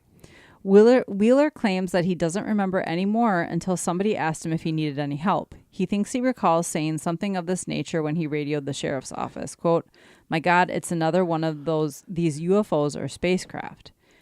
He estimates that he observed the object for perhaps 45 seconds and recalls that it made a whooshing sound when it left.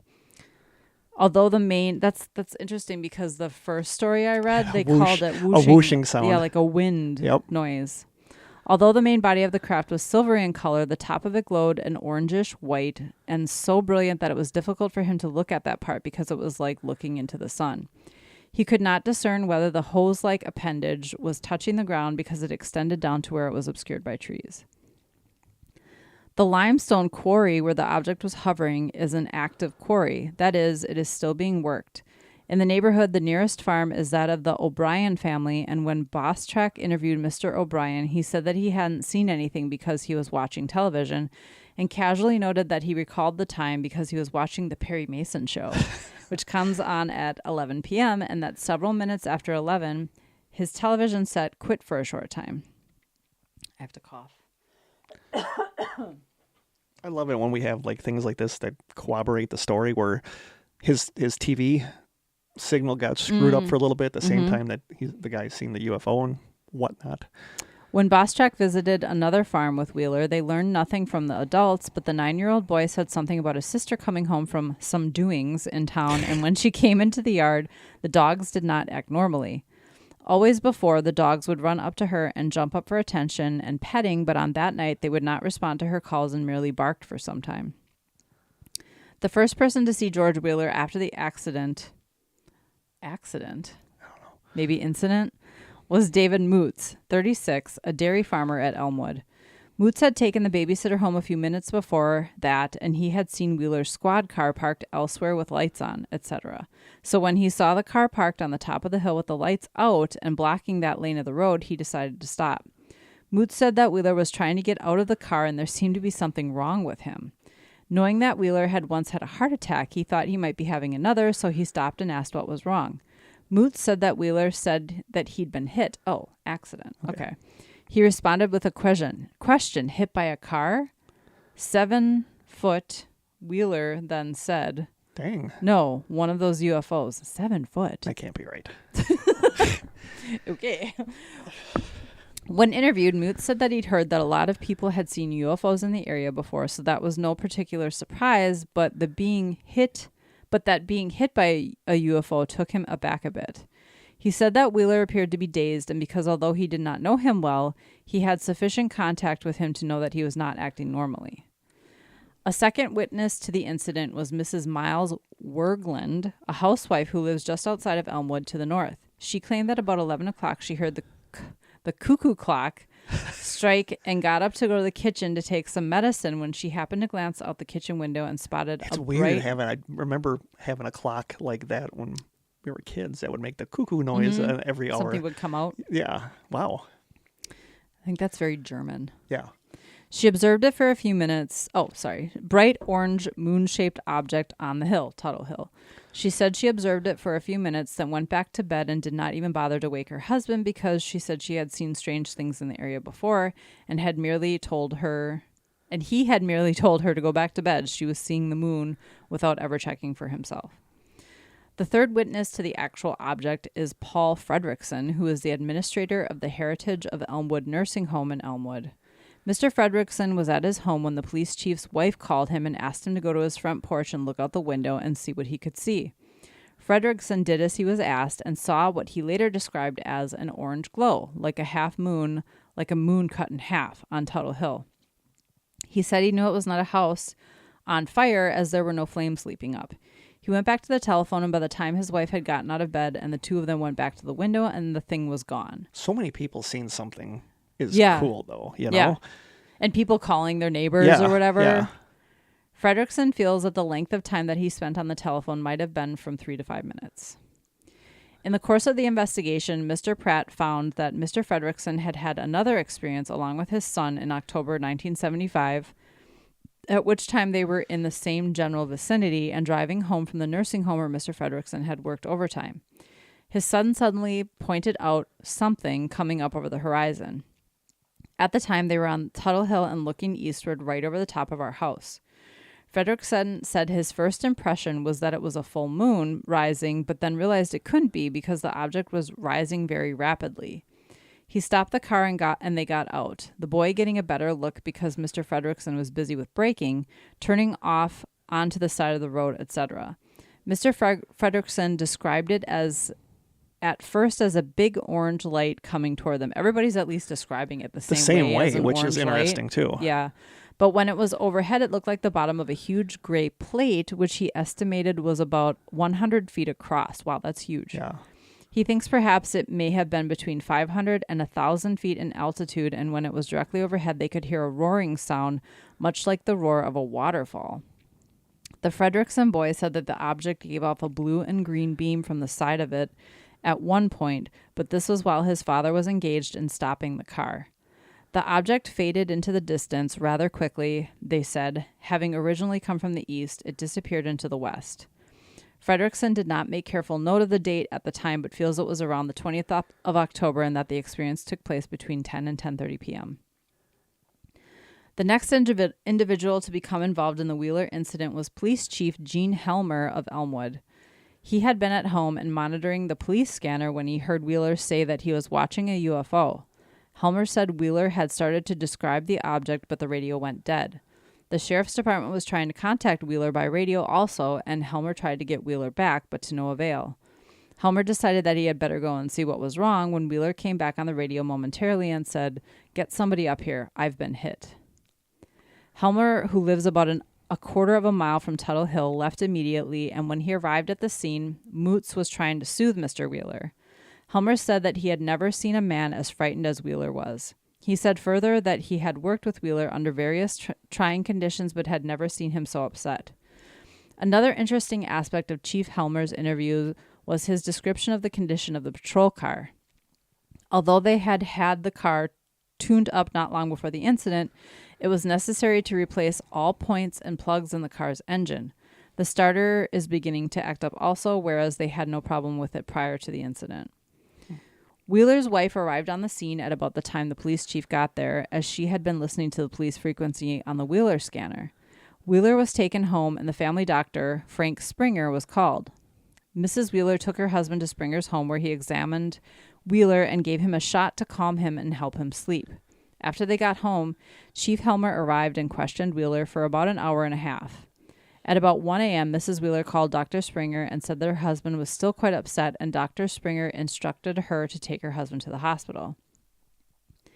Wheeler was in the hospital for 3 days, where tests were taken, but nothing could be found wrong with him. He stayed for 3 days, was released, but went back to the hospital for a second stay of 11 days because of headaches he was suffering, as well as nightmares. Dr. Springer, who has been Wheeler's physician for 25 years, said that it was unusual for Wheeler to suffer headaches, and the headaches he had, which prompted him, the doctor, to rehospitalize him, were continual and severe. Otherwise, however, Wheeler was rational and appeared normal. One puzzling aspect of this case is the fact that although Wheeler recounted the entire experience to Helmer, who recorded it in writing, he could not recall any of the details of the experience later. That's interesting. That is interesting. The important elements of this case are, number 1, the primary witness reported a UFO in April 1975, thus making him a repeater. Some researchers, and Dr. J. Allen Hynek in particular, have reservations concerning the believability of witnesses where they claim more than one sighting. It is our contention that during heightened UFO activity in a particular area, an individual could easily have more than one sighting. Number 2, the object, or the glow from it, was seen by at least 2 other witnesses.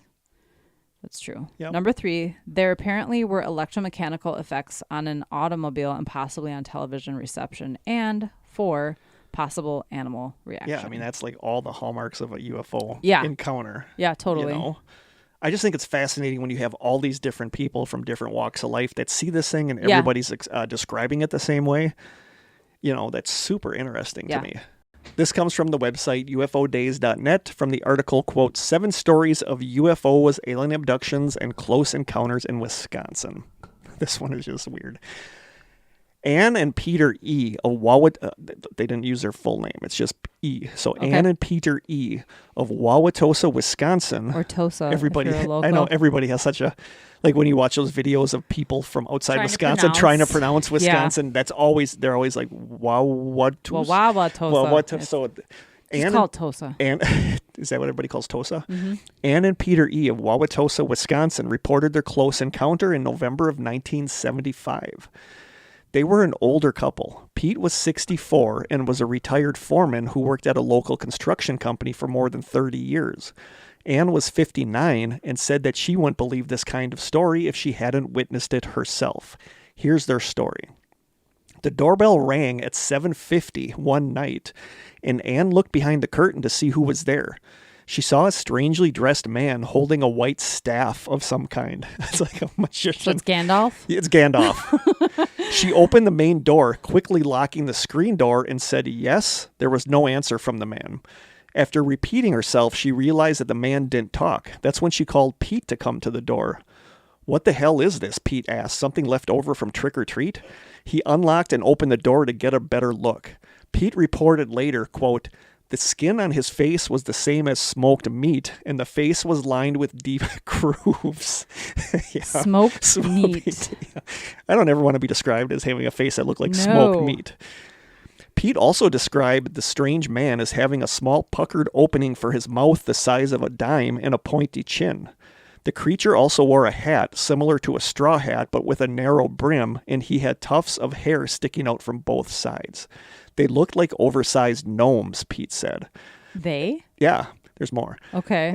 At first, Pete really thought it was a prank, so he reached out to grab the man, but when he did, the creature raised his white staff and smacked the porch with it, making him float away backwards. Okay. He didn't step back or jump back. He just drifted backwards from me, Pete explained.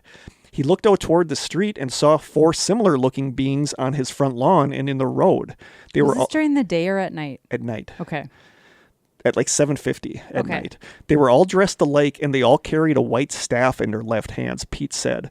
Their feet were making walking motions, but they were 2 or 3 inches above the ground. That's weird. That's so weird. He could see they looked deformed with arthritic claws and legs that were bent and bowed.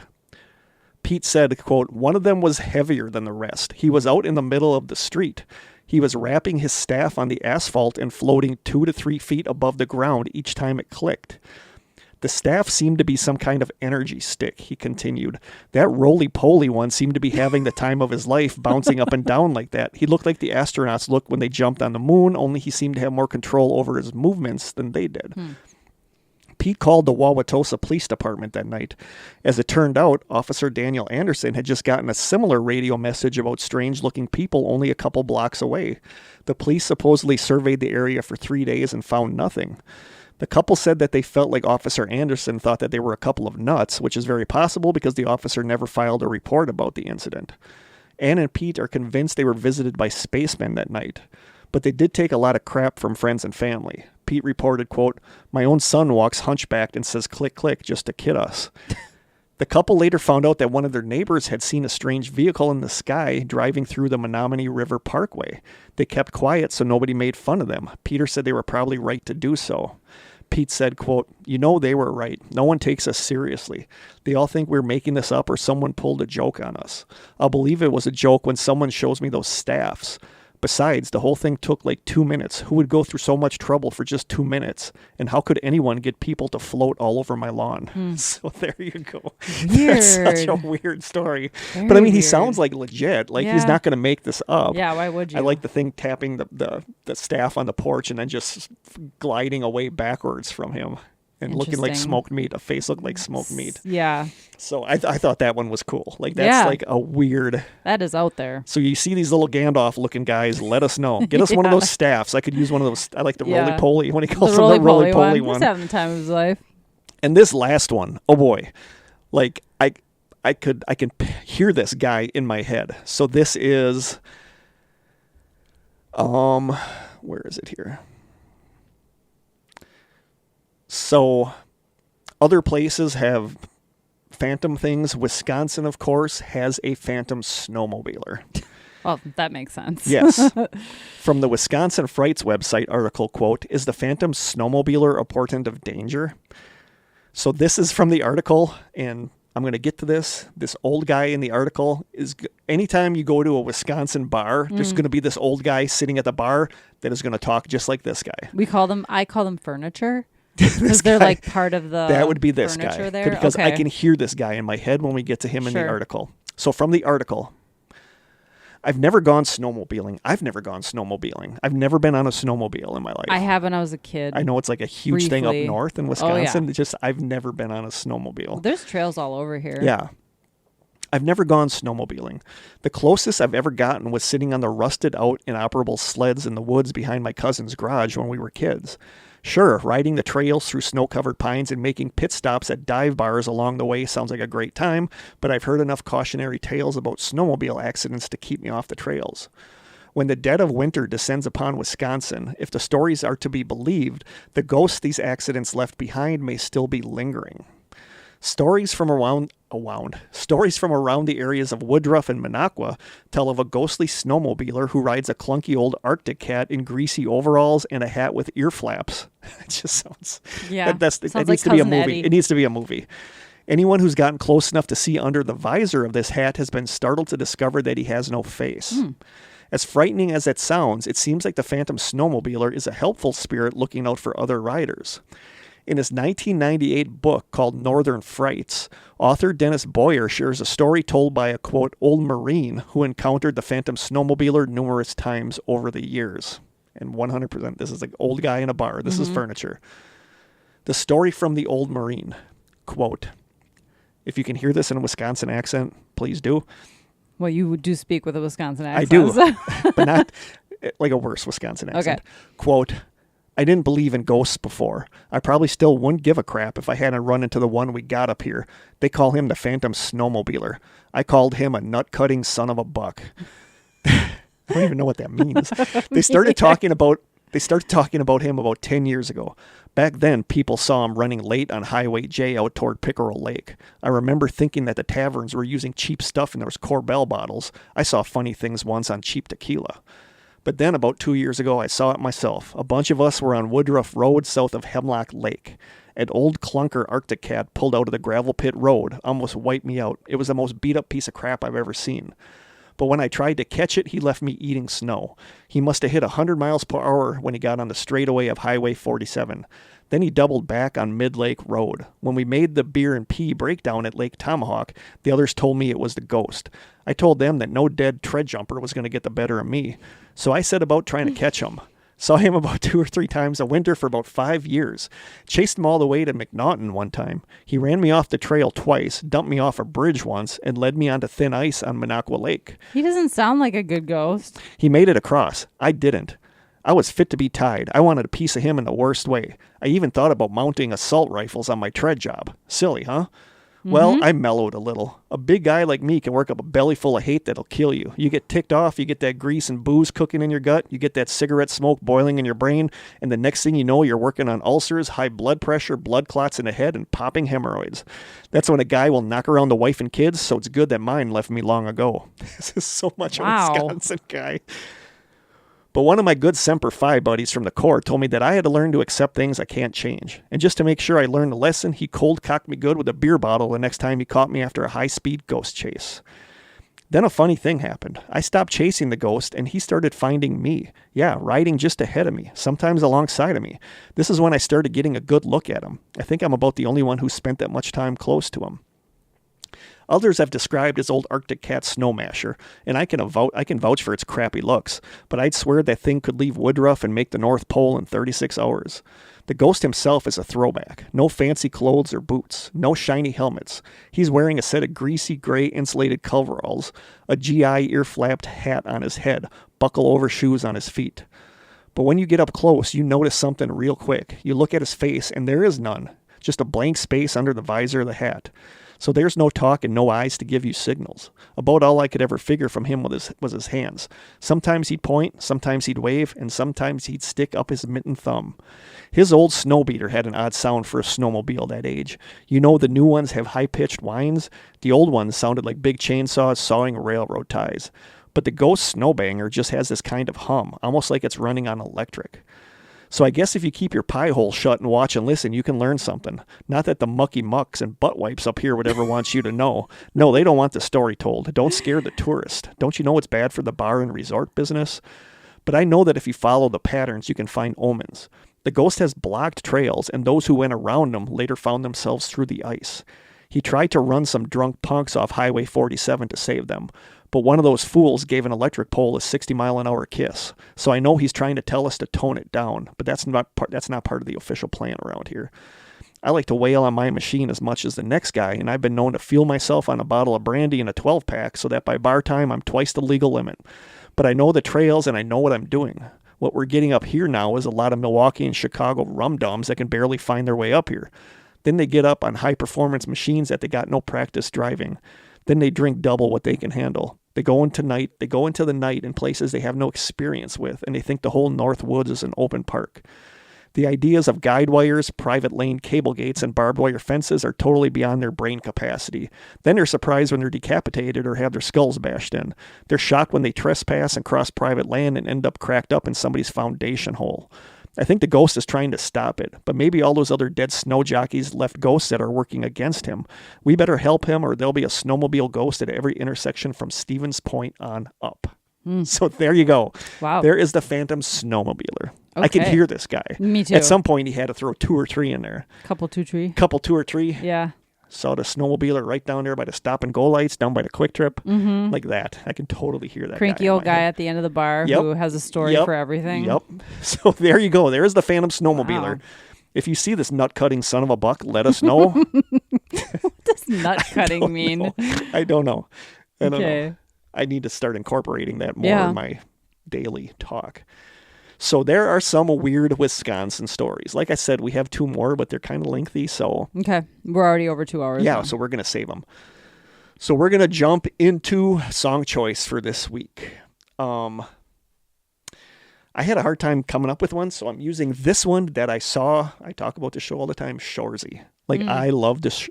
Like Jared Kesso that does the show just picks such good songs, and like so many people find good songs from him. So this song showed up in a scene from the second season of Shoresy where they do this hockey calendar for the hockey team without shirts on and stuff, and one of the guy becomes like a gay icon in the community. So they have like man night at the local club, and there's a scene where all like the hockey players and the owners and stuff are all out dancing on the dance floor, and it's to this song. And I heard this and I'm like, this is such a good song.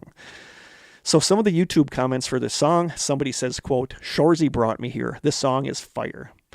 Somebody else writes, quote, I usually don't like this type of music, but this song just makes me feel so happy. Somebody else writes, quote, if you have found this, I recommend listening to this song in summer out with friends on the beach or going to the beach. Honestly, it'll hopefully give you that good feeling that you've wanted back for ages. Somebody else writes, quote, I just want to find a beautiful coastal road and just cruise with the top down to this song. Somebody else writes, quote, the perfect summer song. I love this. And then somebody else writes, and I like this, I don't really get it, but I like this comment they left. They said, quote, the world didn't end on December 21st, 2012, but have you ever felt alive since that? That's like an interesting comment. And it is the awesome song, I Got You, by Duke Dumont featuring Jax Jones. And I think the woman singing during the song is Whitney Houston. I think it's like a sample from a Whitney Houston song. Interesting. But they have like this dancey beat with it. Almost sounds like kettle drums or something. It's such a happy song. It's like impossible to not be in a good mood when you hear the song. Back when I was at my last job and I was just not doing good, I would listen to this song a lot because it's a happy song. Okay. It is the song I Got You by Duke Dumont featuring Jax Jones. I will post it in the Strangers. Okay. And our question actually comes from Dr. Joe from the Felicity. She is a doctor degree, a doctorate in psychology and therapist. Okay. She's already picked up a couple things from me. No doubt.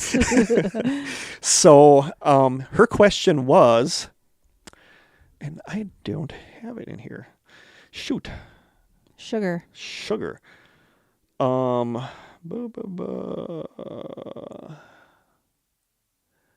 Let you know in 1 second here. I think we've been asked it before, but it's still a good question. I had the thought the other day that sometime we should gather up all the questions we've been asked and answer them again. Yes. And see how our answers change. So her question is, do you guys ever use mediums or psychics to have them come along on an investigation to help? And what's your view on them? Like, would a seance ever happen? We only had one time, and it was when we collaborated at Vicky's with at Elsing's secondhand shop with PIM. Yeah, they had a member who claimed to be psychic and a writer, like an automatic writing where you draw what you're channeling. Yeah. And I have nothing against any of them. We just haven't used one because it's hard to believe them. I don't want to say believe them. I will. But there's so many people that claim to be, and a lot Very of times, skeptical. A lot of times, like we even use it a little bit when we're like, this area feels creepy to me. Sure. That's almost like a vibe. That's almost like a psychic thing. But if we had a friend that claimed they were psychic, I wouldn't have any problem with them coming along on an investigation. It's just so hard to quantify what they're experiencing, where we want to get kind of hard evidence like EVPs and stuff. But I can also see where it could help. So if there was somebody that I genuinely thought had psychic abilities, I would totally have them. As far as a seance or anything like that, I feel like that's creepy. So I don't think I would do that. Yeah. I feel like that's like using a Ouija board on an investigation, which I would never do. I feel, I mean, depending on the kind of communication you're asking for, isn't an investigation itself like one big long seance anyway? Yeah, I have nothing against psychics. I've had psychic stuff happen, but I don't. I'm very skeptical. I'm very skeptical too, and they would have to like wow me.